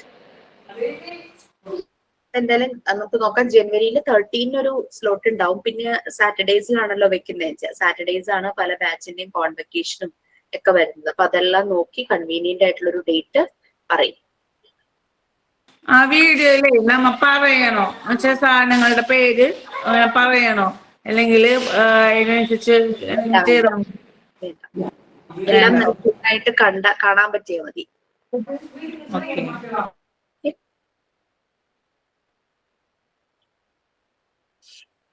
ഓക്കെ, അങ്ങനെ ആ എൻവയോൺമെന്റ് ഡിസൈൻ ചെയ്തു. ഈ സ്ലം ഏരിയയിലെ ആ ചേരിയിലെ കുട്ടികളെ അങ്ങോട്ട് കൊണ്ടുവരുവാണ്. ഈ കുട്ടികൾ ആദ്യം വന്നപ്പോ ഭയങ്കര ഹോസ്റ്റൈലായിരുന്നു. അവരൊട്ടും ഫ്രണ്ട്ലി ആയിരുന്നില്ല. ഭയങ്കര അഗ്രസീവ് ആയിരുന്നു, വയലന്റ് നേച്ചർ ആയിരുന്നു, ഡിസ്റ്റർബിങ് ക്യാരക്ടർ ആയിരുന്നു, ഡിസ്ട്രോയിങ് നേച്ചർ ആയിരുന്നു. കൈ കിട്ടുന്നൊക്കെ വലിച്ചെറിയുക, തമ്മിൽ വഴക്കുണ്ടാക്കുക, അങ്ങനെയുള്ള ഒട്ടും ഹൈജീൻ അല്ലാത്ത, പ്രോപ്പറായിട്ട് ഡ്രസ്സിങ് ഇല്ലാതെ അങ്ങനെയുള്ള രീതിയിൽ വന്ന കുട്ടികളായിരുന്നു. പക്ഷെ ആ ഒരു എൻവയോൺമെന്റിൽ ഇരുന്ന് അവർ പതുക്കെ പതുക്കെ ഓരോരോ ആക്ടിവിറ്റീസ് ആയിട്ട് ചെയ്യാൻ തുടങ്ങിയപ്പോഴേക്കും അവർക്ക് മാറ്റങ്ങൾ കണ്ടു തുടങ്ങി. കുറച്ചു കഴിഞ്ഞപ്പോൾ അവർക്ക് നല്ല രീതിയിൽ അവർ മാറാനായിട്ട് തുടങ്ങി. അവർ വളരെ ശ്രദ്ധയോടുകൂടി ആ ആക്ടിവിറ്റീസ് ചെയ്യാൻ അവർ ഇഷ്ടപ്പെട്ടു. അവർ വളരെ ശ്രദ്ധയോടുകൂടി എല്ലാത്തിലും ശ്രദ്ധിക്കാൻ തുടങ്ങി. ആരെയും ഡിസ്റ്റർബ് ചെയ്യാതെ ഈ മെറ്റീരിയൽസിന് നല്ല രീതിയിൽ ടേക്ക് കെയർ ചെയ്യാൻ തുടങ്ങി. ആ എൻവയോൺമെന്റിൽ അവർ ബുദ്ധിമുട്ടുകൾ ഉണ്ടാക്കാതെ. അങ്ങനെ അത് 1-2 ദിവസം കൊണ്ടല്ല സംഭവിച്ചത്, മാസങ്ങൾ എടുത്തു. 2-3 മാസങ്ങൾ എടുത്താണ് അത് അങ്ങനെ. അപ്പൊ അങ്ങനെയുള്ള കുട്ടികളാണ് ശരിക്കും ഡീവിയേറ്റഡ് കിഡ്സ്. അവര് ഡീവിയേറ്റഡ് ആയിരുന്നു. അവരെ നോർമലൈസ്ഡ് ആക്കുവാണ് മറിയം മോണ്ടിസോറി ഈ മെത്തേഡിലൂടെ ചെയ്തത്. അപ്പൊ നോർമലൈസ്ഡ് എന്ന് പറഞ്ഞു കഴിഞ്ഞാൽ എല്ലാത്തിലും ടോപ്പ് ആവുക, പെർഫെക്റ്റ് ആകുക, ഭയങ്കര ബ്രില്യന്റ് ആകുക എന്നുള്ളതല്ല. അവന് കൊടുത്തിരിക്കുന്ന, അവന് കിട്ടിയിരിക്കുന്ന പണി മറ്റുള്ളവരെ ശല്യം ചെയ്യാതെ വളരെ ശ്രദ്ധയോടുകൂടി ചെയ്യുന്നു. അതായത് പ്രൊഡക്റ്റീവ് എന്നൊരു വാക്ക് നമുക്ക് ഉപയോഗിക്കാം. ഇതൊന്നും നിങ്ങളുടെ ടെക്സ്റ്റിലുള്ള കാര്യങ്ങളല്ല. പ്രൊഡക്റ്റീവ്. അതൊരു മനുഷ്യൻ പ്രൊഡക്റ്റീവ് എന്ന് പറയുന്നത് എന്തുകൊണ്ടാണ്? അയാളെ കൊണ്ട് മറ്റുള്ളവർക്ക് ഉപദ്രവം ഉണ്ടാവാതിരിക്കുക, അയാള് മറ്റുള്ളവരെ ഹെൽപ്പ് ചെയ്യും, സൊസൈറ്റിക്ക് പ്രൊഡക്റ്റീവ് ആകുക. നമ്മളെല്ലാരും അങ്ങനെയല്ലേ പറയുന്നത്? നമ്മൾ സൊസൈറ്റിക്ക്, നമ്മൾ ജീവിക്കുന്ന ആ ഒരു സൊസൈറ്റിയിൽ നമുക്ക് എന്തെങ്കിലും നമ്മളെ കൊണ്ട് കഴിയുന്നത് നമ്മൾ ചെയ്യുക, ആരും ദ്രോഹിക്കാതിരിക്കുക, ഉപദ്രവിക്കാതിരിക്കുക, അങ്ങനെ പ്രൊഡക്റ്റീവായി മാറുന്നു. നോർമലൈസ്ഡ് എന്ന് പറയുന്നത് അതാണ്. പെർഫെക്റ്റ് ആകുക, എല്ലാത്തിലും മുന്നിൽ വരിക, ഒന്നാമനാകുക എന്നുള്ളതല്ല. നോർമലൈസ്ഡ് എന്ന് പറഞ്ഞാൽ പ്രൊഡക്റ്റീവ് ആകുന്നു. അവൻ അവന്റെ ആക്ടിവിറ്റീസ് ചെയ്യുന്നു, ആരെങ്കിലും ഹെൽപ്പ് ചെയ്യണമെന്നുണ്ടെങ്കിൽ അവരെ ഹെൽപ്പ് ചെയ്യുന്നു, ആരെയും ഡിസ്റ്റർബ് ചെയ്യാതിരിക്കുന്നു. അവന് ആക്ടിവിറ്റീസ് കഴിയുമ്പോൾ തിരിച്ചാ മെറ്റീരിയൽസ് അങ്ങനെ തന്നെ ആ ഷെൽഫിൽ കൊണ്ടുവയ്ക്കുന്നു. ഇതൊക്കെയാണ്. അപ്പൊ എങ്ങനെയാണ് കുട്ടികളെ ഇത്രയും ഡീവിയേറ്റഡ് ആയ, ഇത്രയും ഡിസ്റ്റർബിങ് ക്യാരക്ടേഴ്സ് ഉള്ള കുട്ടികളെ എങ്ങനെ മറിയാം മോണ്ടിസോറി ഈ രീതിയിൽ മാറ്റിയെടുക്കും, നോർമലൈസ്ഡ് ആക്കി എന്നുള്ളതാണ് എല്ലാവർക്കും അത് ഭയങ്കര അതിശയം. അങ്ങനെ ഇവരുടെ ഈ ഒരു കൺസെപ്റ്റ്, ഈ ഒരു മോണ്ടിസോറി മെത്തേഡ് എന്ന് പറഞ്ഞു കഴിഞ്ഞാൽ റിയാലിറ്റി ഓറിയന്റഡ് ആണ്, റിയാലിറ്റിയുമായിട്ട് കണക്ട് ചെയ്താണ്. ഒന്നും ആർട്ടിഫിഷ്യൽ ആയിട്ടുള്ള സാധനങ്ങൾ പോലും അറിയാൻ മോണ്ടിസോറി അവിടെ വാങ്ങിച്ചില്ല. അത് മെറ്റീരിയൽസ് നേരിട്ട് കാണുമ്പോൾ നിങ്ങൾക്ക് മനസ്സിലാവും. എല്ലാ മെറ്റീരിയലും നാച്ചുറൽ ഒബ്ജക്ട്സ് ആണ്, കൂടുതലും വുഡിലുള്ളതാണ്, ഗ്ലാസ്, മെറ്റൽ, അങ്ങനെ. പിന്നെ ഫാബ്രിക് യൂസ് ചെയ്തിട്ടുള്ളത്, തുണികൾ യൂസ് ചെയ്തിട്ടുള്ളത് പോലും നാച്ചുറൽ ഫൈബേഴ്സിന്റെ വരുന്ന ക്ലോത്ത് ആണ്. അതായത് കോട്ടൺ, സിൽക്ക്, അങ്ങനെ കോട്ടന്റെയും സിൽക്കിന്റെയും മിക്സ്, അല്ലാതെ സിന്തറ്റിക് ക്ലോത്ത്സ് ഒന്നും യൂസ് ചെയ്തിട്ടില്ല. അപ്പൊ ആർട്ടിഫിഷ്യൽ ആയിട്ടോ പ്ലാസ്റ്റിക്കോ ഒന്നും മോണ്ടിസോറി എൻവയോൺമെന്റിലില്ല. അതുകൊണ്ടാണ് മോണ്ടിസോറി മെറ്റീരിയൽസിന് ഇത്ര വില വരുന്നത്. ആ ഒരു വുഡ് നമ്മള് ചില മെറ്റീരിയൽസ് എല്ലാം ഉണ്ടാക്കിയിട്ടുണ്ട്, ലോ കോസ്റ്റിൽ നമ്മൾക്ക് ചെയ്യാൻ പറ്റുന്ന മെറ്റീരിയൽസ് നമ്മൾ ഡിസൈൻ ചെയ്തിട്ടുണ്ട്. പിങ്ക് ടവർ ചെയ്തപ്പോഴും നമ്മൾ അതിന്റെ റിപ്ലിക്കയാണ് ഉണ്ടാക്കിയത്, ചാർട്ട് പേപ്പറിൽ അല്ലെ, അല്ലെങ്കിൽ കാർഡ് ബോർഡ്. ചിലര് വുഡിൽ ചെയ്തവരുണ്ട് കേട്ടോ, ഈ ഇതുപോലെ കാർപ്പന്റേഴ്സ് ഒക്കെ. നിങ്ങളോട് പിങ്ക് ടവർ ചെയ്യാൻ പറഞ്ഞിട്ടുണ്ടോ? ജസ്റ്റ് ഒന്ന് യൂട്യൂബ് ഒന്ന് നോക്കട്ടെ, പിങ്ക് ടവർ എങ്ങനെയാ ചെയ്തോ? എല്ലാരും ചെയ്തോ? ചെയ്യാൻ പറ്റാത്തവർ ജസ്റ്റ് യൂട്യൂബിൽ നോക്കാം, മടക്കൊക്കെ മനസ്സിലാവും. ചാർട്ട് പേപ്പർ വെച്ചിട്ടാണ് നമ്മൾ ചെയ്യുന്ന, പിങ്ക് കളറിലെ ചാർട്ട് പേപ്പർ. ഇനി വേറൊരു ഓപ്ഷൻ ഉള്ളതെന്ന് പറഞ്ഞു കഴിഞ്ഞാല്, നമ്മൾക്ക് ഈ ഫർണിച്ചർ ഒക്കെ ഉണ്ടാകുന്ന കാർപ്പന്റേഴ്സിന്റെ ഷോപ്പൊക്കെ ഉണ്ടാവില്ലേ, അവരോട് ചെന്ന് പറഞ്ഞ് ഈ മെഷർമെന്റ് കൊടുത്തു കഴിഞ്ഞാൽ, അതായത് നമുക്കറിയാം പിങ്ക് ടവർ എന്ന് പറഞ്ഞു കഴിഞ്ഞാൽ 10 സെഗ്മെന്റ്സ് ആണ്, 10 പാർട്സ് ആണ്, 10 ക്യൂബ്സ്. ഏറ്റവും വലിയ ക്യൂബിന് 10 സെന്റിമീറ്റർ, അങ്ങനെ 1 സെന്റിമീറ്റർ ഡിഫറൻസിൽ ഏറ്റവും ചെറുത് 1 സെന്റിമീറ്റർ, അങ്ങനെ മെഷർമെന്റ് കൊടുത്തു കഴിഞ്ഞാൽ അവർ ആ രീതിയിൽ നമുക്ക് ക്യൂബ് കട്ട് ചെയ്ത് തരും. കാരണം അവർക്ക് ഇതെല്ലാം വേസ്റ്റ് ആയി പോകുന്ന മെറ്റീരിയൽസ് ആണ്. അവര് വലിയ ഡോറും അലമാരോ അങ്ങനെയൊക്കെ ഉണ്ടാക്കുന്ന ആൾക്കാരാണല്ലോ. അപ്പൊ അവരെ സംബന്ധിച്ച് അവർക്ക് ഇത് വേസ്റ്റാണ്, അവർ വേസ്റ്റ് ആയിട്ട് പോകും. അപ്പൊ ചെന്ന് ചോദിച്ചു കഴിഞ്ഞു കഴിഞ്ഞാൽ അവര് ചിലപ്പോ കട്ട് ചെയ്ത് തരും. അങ്ങനെ ഒരു ഓപ്ഷൻ നമുക്ക് അടുത്തുണ്ടെങ്കിൽ, നിർബന്ധമില്ല, ഞാൻ പറഞ്ഞു എന്ന് മാത്രം. കുറച്ച് കുട്ടികൾ അങ്ങനെ ചെയ്തിട്ടുണ്ട്. നമ്മൾ നമ്മുടെ ഓഫീസിലേക്ക് ഒരു സെറ്റ് പറഞ്ഞിട്ടുണ്ട്. എന്താന്ന് വെച്ച് കഴിഞ്ഞാല് ഇവര് ഇവിടെ അടുത്തൊരു കുട്ടി അങ്ങനെ ചെയ്യിപ്പിച്ചത് 600 രൂപയോ അങ്ങനെ എന്തോ ആയുള്ളൂ ആ 10 ക്യൂബ്സിന്. നമ്മളല്ലാതെ ഓൺലൈനായിട്ട് പിങ്ക് ടവർ വാങ്ങുമ്പോ പല റേറ്റ്, 1000, 2000, 3000 അങ്ങനെയാണ് പല റേറ്റിലും. അപ്പൊ നമ്മൾക്ക് ഓൺലൈനായിട്ട് വാങ്ങിച്ചപ്പോ ചെറിയൊരു പ്രശ്നം പറ്റി. വേറൊന്നുമല്ല, വന്ന മെറ്റീരിയൽസിന്റെ മെഷർമെന്റ് കറക്റ്റ് അല്ലായിരുന്നു, എല്ലാം ഒന്നും ക്യൂബ് അല്ലായിരുന്നു. അങ്ങനത്തെ ഒരു പ്രോബ്ലം പിങ്ക് ടവറിന് പറ്റി. അപ്പൊ അതെന്ന് വെച്ചാൽ നേരെ ഓഫീസിലേക്കാണ് വന്നത്. ക്ലാസ് എടുക്കാറായപ്പോഴാണ് ഞാൻ ചെന്ന് നോക്കിയത്. അപ്പോഴേക്കത് റിട്ടേൺ ചെയ്യേണ്ട ഡേറ്റും സമയവും കഴിഞ്ഞിട്ടുണ്ടായിരുന്നു.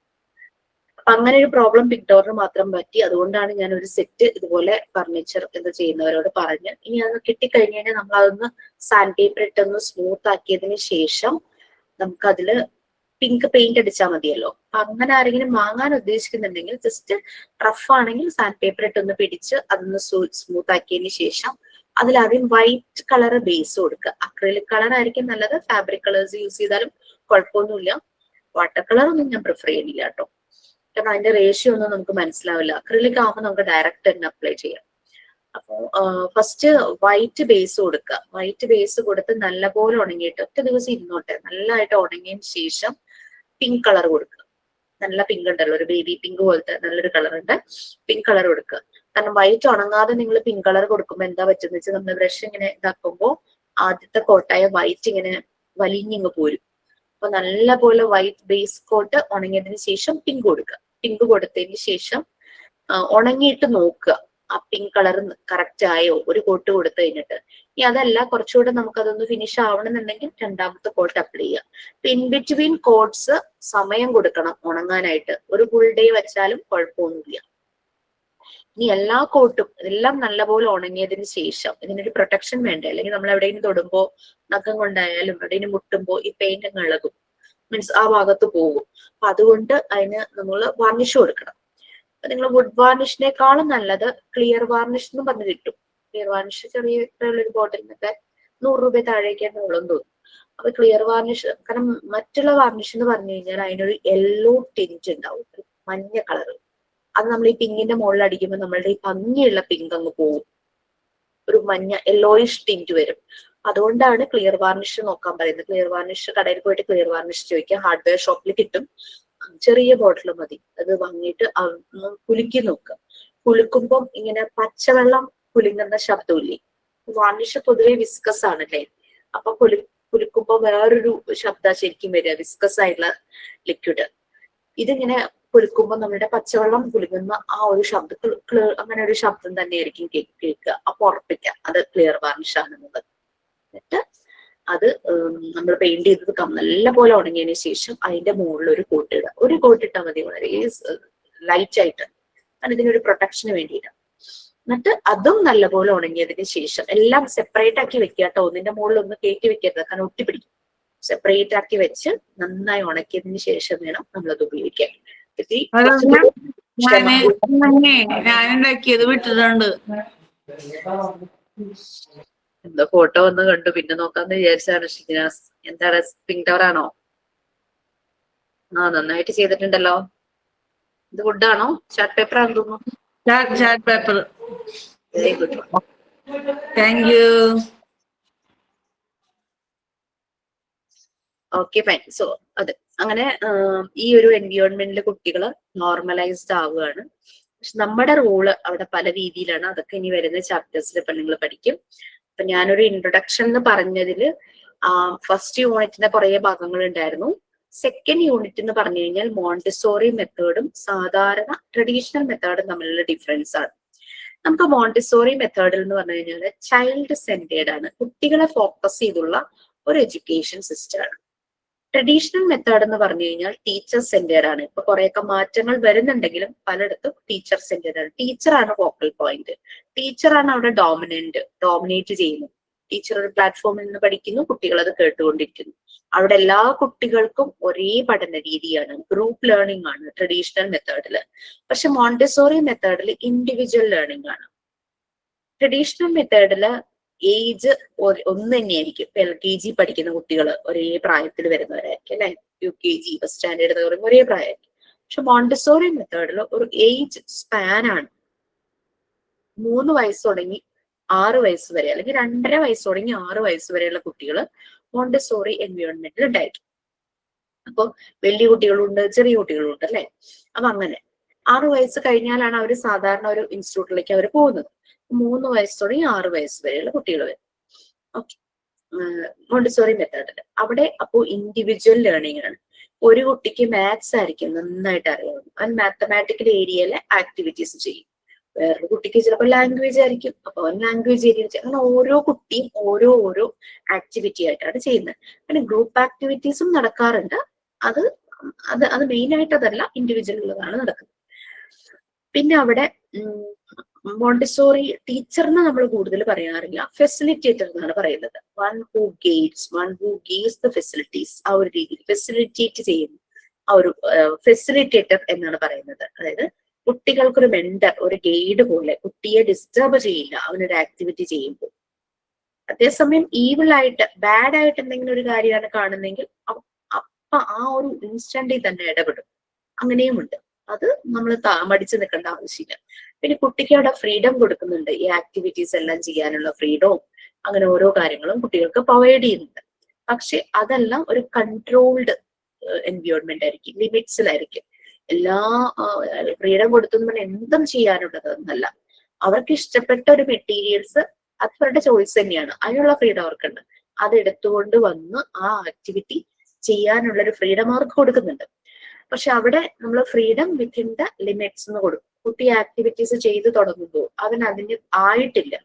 ഇപ്പം മാത്സിന്റെ അഡീഷൻ ചെയ്തുകൊണ്ടിരിക്കുക, പക്ഷെ കുട്ടിക്ക് നമ്പർ കൺഫ്യൂഷൻ ആകുന്നു, 4ന് പകരം 5 എടുക്കുന്നു, അങ്ങനെയൊക്കെ കാണുവാണെങ്കിൽ ദാറ്റ് മീൻസ് നമ്മൾ മാത്സ് പഠിക്കുമ്പോൾ ആദ്യം എന്താ കൗണ്ടിങ് പഠിക്കും, പിന്നെ നമ്പറിന്റെ ഫെമിലറൈസേഷൻ അല്ലേ പഠിക്കുന്നത്. അപ്പൊ വീണ്ടും അതിന്റെ ആക്ടിവിറ്റിയിലേക്ക് അവനെ കൊണ്ടുപോകണം. അങ്ങനെയൊക്കെ നമുക്ക് ഇന്റർവെയിൻ ചെയ്യാം. ഒരു മെറ്റീരിയൽ ചെയ്യാൻ അവൻ ആയിട്ടില്ല എന്ന് തോന്നുവാണെങ്കിൽ, മെന്റലി അവൻ അതിന് ഡെവലപ്പ് ആയിട്ടില്ല എന്ന് തോന്നുവാണെങ്കിൽ നമുക്ക് അവനെ മറ്റു ആക്ടിവിറ്റിയിലേക്ക് കൊണ്ടുപോകാം. അത് വളരെ ഡിപ്ലോമാറ്റിക് ആയിട്ട് അവന് ഫീൽ ചെയ്യാത്ത രീതിയിൽ വേണം നമ്മൾ കൊണ്ടുപോകാം. ഒരു മോണ്ടിസോറി ഫെസിലിറ്റേറ്റർ ഒരു ഒബ്സർവർ ആണ്. കുട്ടി ആക്ടിവിറ്റി ചെയ്യുമ്പോൾ ഒബ്സർവ് ചെയ്തിട്ടാണ് അവന്റെ പ്രോഗ്രസ് മനസ്സിലാക്കുന്നത്. നമുക്ക് സാധാരണ സ്കൂളുകളിൽ എന്താ, കുറെ ഹോംവർക്ക്, കുറെ വർക്കുകൾ അവരെ കൊണ്ട് ചെയ്യിക്കും, കുറെ എഴുതിക്കും, കുറെ ഇമ്പോസിഷൻ കൊടുക്കും, ഡിക്റ്റേഷൻ എടുക്കും, പിന്നെ പരീക്ഷ നടത്തും, അങ്ങനെയൊക്കെയാണ് അസസ്മെന്റ് അല്ലെ. പക്ഷെ നമുക്ക് നമ്മുടെ നാട്ടിൽ പ്യുവർ മോണ്ടിസോറി ഇതിൽ പോകുന്ന സ്കൂളുകൾ വളരെ കുറവാണ്. ചില സ്കൂളുകളിൽ മിക്സ് ചെയ്തിട്ട് ഈ മെത്തേഡ് കൊണ്ടുപോകുന്നുണ്ട്. മോണ്ടിസോറി മെത്തേഡിനെ പറ്റി മാനേജ്മെന്റിന് അറിയാമെങ്കിൽ അവരത് മിക്സ് ചെയ്ത് കൊണ്ടുപോകും. പിന്നെ മോണ്ടിസോറി ചിലടത്ത്, എന്റെ മോനൊക്കെ പഠിക്കുന്ന CBSE സ്കൂളിൽ KG സെഷനിൽ അവർ മോണ്ടിസോറി ടീച്ചേഴ്സിന് ഒരാളെങ്കിലും എടുക്കും. 2 ഡിവിഷൻ ഉണ്ടെങ്കിലും ഒരാളെ എടുക്കും. കാരണം ആ ഒരു മെത്തേഡും കൂടെ മിക്സ് ചെയ്ത് കൊണ്ടുപോകാൻ വേണ്ടിയിട്ട്. ആ ഒരു രീതിയിലാണ് ചില സ്കൂളുകൾ ഫോളോ ചെയ്യുന്നത്. ചില സ്കൂളുകളിൽ KG സെഷൻ പ്യുവർലി മോണ്ടിസോറി ആയിരിക്കും. ഹയർ ക്ലാസ്സുകളിൽ അതേ മെത്തേഡിൽ തന്നെ നോർമൽ CBSE ICSE ഏതാ സിലബസ് എന്ന് വെച്ചാൽ അതിനനുസരിച്ച് പോകും. അങ്ങനെയും പോകുന്ന സ്കൂളുകളുണ്ട്. മാനേജ്മെന്റിന്റെ ഒരു ഇഷ്ടം, അവർക്ക് അതിനെപ്പറ്റി മെത്തേഡിനെ പറ്റി നല്ല രീതിയിൽ അറിയാമെങ്കിൽ അവർ ആ ഒരു മെത്തേഡ് ആയിരിക്കും ലേണിംഗ് പ്രോസസ്സ് ഉപയോഗിക്കുന്നത്. ഓക്കെ, ഇത്രയും കാര്യങ്ങളാണ് ഇൻട്രൊഡക്ഷൻ ആയിട്ട് ഞാൻ പറയാൻ ഉദ്ദേശിക്കുന്നത്. അപ്പൊ ഞാൻ 3rd യൂണിറ്റ് ആണ് സ്റ്റാർട്ട് ചെയ്യുന്നത്. Unit 3 law of natural development. അതായത് ഒരു മനുഷ്യജീവിയുടെ നാച്ചുറൽ ആയിട്ടുള്ള ഡെവലപ്മെന്റ്, അതിന് എങ്ങനെയെല്ലാം പോകുന്നു, ഏതെല്ലാം സ്റ്റേജിലൂടെ കടന്നു പോകുന്നു, അതാണ് ഈ ഒരു യൂണിറ്റിൽ പറയുന്നത്. നമ്മൾക്കറിയാം ഹ്യൂമൻ ബേബീസും അനിമൽ ബേബീസും തമ്മിലുള്ള ഡിഫറൻസ് എന്താ? ആഴ്ചയിലല്ലാട്ടോ ചോദിച്ചു, എന്താ വ്യത്യാസം? പോട്ടെ, ഒരു പശുക്കുട്ടി, പശു പ്രസവിച്ച പശുക്കിടാവ്, അതേപോലെ തന്നെ ഒരു മനുഷ്യക്കുട്ടി പ്രസവിച്ച ഉടനെ, രണ്ടുപേരൊന്ന് കമ്പയർ ചെയ്യാം. പശുക്കിടാവ് പ്രസവിച്ചു കുറച്ച് എഴുന്നേറ്റ് ഒന്ന് അതെ എഴുന്നേറ്റ് ഓടും. അത് മാത്രമല്ല അവരെ നമ്മൾ കൂടുതൽ പാമ്പർ ചെയ്യേണ്ട ആവശ്യമില്ല. പെട്ടെന്ന് തന്നെ അവരുടെ അമ്മ വിട്ടു കൊടുക്കും. അവർ പെട്ടെന്ന് വലുതാവും. 1 വയസ്സായ ഒരു പശുക്കുട്ടി എന്ന് പറഞ്ഞു കഴിഞ്ഞാൽ അത് വലുതായി കഴിഞ്ഞു എന്നുള്ളതാണ്. നമ്മുടെ ഇവിടെ 1 വയസ്സായാലും കുഞ്ഞിനൊന്നും സ്വന്തമായിട്ട് ചെയ്യാറായിട്ടില്ല. കുഞ്ഞിനും ഏകദേശം ഒരു 6 വയസ്സ് കഴിഞ്ഞ കുഞ്ഞാണ് നമ്മുടെ അതിൽ കുറച്ച് സ്റ്റേബിൾ ആയി എന്ന് പറയുന്നത്. അതൊരു ഡിഫറൻസ് ആണ് ഹ്യൂമൻ ബേബിയും ആനിമൽ ബേബിയും തമ്മിലുള്ള വ്യത്യാസം. അപ്പൊ ഹ്യൂമൻ ബേബീസ് ജനിക്കുമ്പോ തന്നെ ഇൻകേപ്പബിൾ ആണല്ലേ, അവർക്ക് തന്നെ ഒന്നും ചെയ്യാൻ പറ്റില്ല. ഈവൻ തല പോലും ഉറച്ചിട്ടുണ്ടാവില്ല. അത് തന്നെ നമ്മൾ സപ്പോർട്ട് ചെയ്യണം. എത്ര ദിവസം കഴിയുമ്പോഴാണ് അവരുടെ തലയൊന്ന് ഉറയ്ക്കുന്നത് അല്ലെ? കുറച്ച് കഴിയുമ്പോൾ അവരുടെ സോഷ്യൽ സ്മൈൽ നമ്മളെ നോക്കി, എല്ലാ വീട്ടിലുള്ളവർ പറഞ്ഞ നോട്ടം ശരിയായി, നോട്ടം ശരിയായി. അവിടെ നോട്ടം തന്നെ കറക്റ്റ് ആയിട്ടുണ്ടാവില്ല കുറെ ദിവസങ്ങളിലേക്ക്. നോട്ടം ശരിയായി എന്ന് പറയും. പിന്നെ ഒരു സോഷ്യൽ സ്മൈല്, നമ്മൾ നോക്കി ചിരിക്കുന്നുണ്ട്. പിന്നെ അങ്ങനെ ബ്രെയിൻ ഡെവലപ്മെന്റ് വ്യത്യാസം, ഫിസിക്കൽ ഡെവലപ്മെന്റ്. അപ്പൊ അങ്ങനെ കുറെ വ്യത്യാസം വരും. പിന്നെ നമ്മൾ പറയും 3 മാസം ആകുമ്പോ കവിഴ്ന്ന് വീഴുന്നു, എഴയുന്നു, മുട്ടിലെഴയുന്നു, പിടിച്ചു നിൽക്കാൻ നോക്കുന്നു, ഇരിക്കാൻ നോക്കുന്നു, നടക്കാൻ നോക്കുന്നു, അങ്ങനെ ഓരോരോ ഗ്രാജുവലി നമ്മൾ പലതും കാണുവാണ് ഇവരുടെ ഡിഫറൻസ്. ഓക്കെ, പക്ഷെ അനിമൽ ബേബീസ്, ഒരു പശു പ്രസവിച്ച് ആ കുട്ടി, ഞാൻ പണ്ട് ചെറുപ്പത്തില് അമ്മ വീട്ടിൽ പോയി നിൽക്കുമ്പോൾ അവിടെ പശു ഉണ്ടായിരുന്നു കേട്ടോ, തൊഴുത്തൊക്കെ ഉണ്ടായിരുന്നു. ഈ പശു മിക്കവാറും വെക്കേഷനിൽ ചെല്ലുന്ന സമയത്ത് പശു ഗർഭിണിയായിരിക്കും, പ്രസവിക്കാറായിട്ടുണ്ട്. പശു പ്രസവിക്കുന്ന കാണാനായിട്ട് ഞങ്ങൾ പിള്ളേരെല്ലാരും കൂടി ഇങ്ങനെ പോയി ഇങ്ങനെ നോക്കി നിൽക്കും. അപ്പൊ അന്നൊക്കെ ഒരു 8 മണി 9 മണിയൊക്കെ ആകുമ്പോൾ നമ്മൾ കിടന്ന് ഉറങ്ങുമല്ലേ, ഇതേപോലെയല്ലോ. രാത്രി ആയാലും ഈ പശു പ്രസവിച്ചിട്ടുണ്ടാവില്ല. ഞങ്ങളൊക്കെ ഉറക്കം വന്ന് ഞങ്ങൾ പിള്ളേരൊക്കെ പോയി കിടന്ന് ഉറങ്ങും. പിറ്റേ ദിവസം രാവിലെ എണീറ്റ് വരുമ്പോൾ കാണുന്ന കാഴ്ച ഈ പശുക്കുട്ടി കിടാവ് അങ്ങോട്ടും ഇങ്ങോട്ടും ഓടിക്കളിക്കുന്നതാ. ഇത് രാത്രി എപ്പോഴും പ്രസവിച്ചു, പക്ഷെ പ്രസവിച്ച് നിമിഷങ്ങൾക്കുള്ളിൽ തന്നെ അത് വേച്ച് നടന്ന് പിന്നെ ഓട്ടമായി, അങ്ങനെ പിന്നെ അതിന്റെ കൂടെ കളിക്കാൻ പിള്ളേരുമായി അല്ലെ. അപ്പൊ അങ്ങനെ പശു അത്ര പെട്ടെന്നാണ് അവരുടെ ആ ഒരു ഡെവലപ്മെന്റ് വരുന്നത്.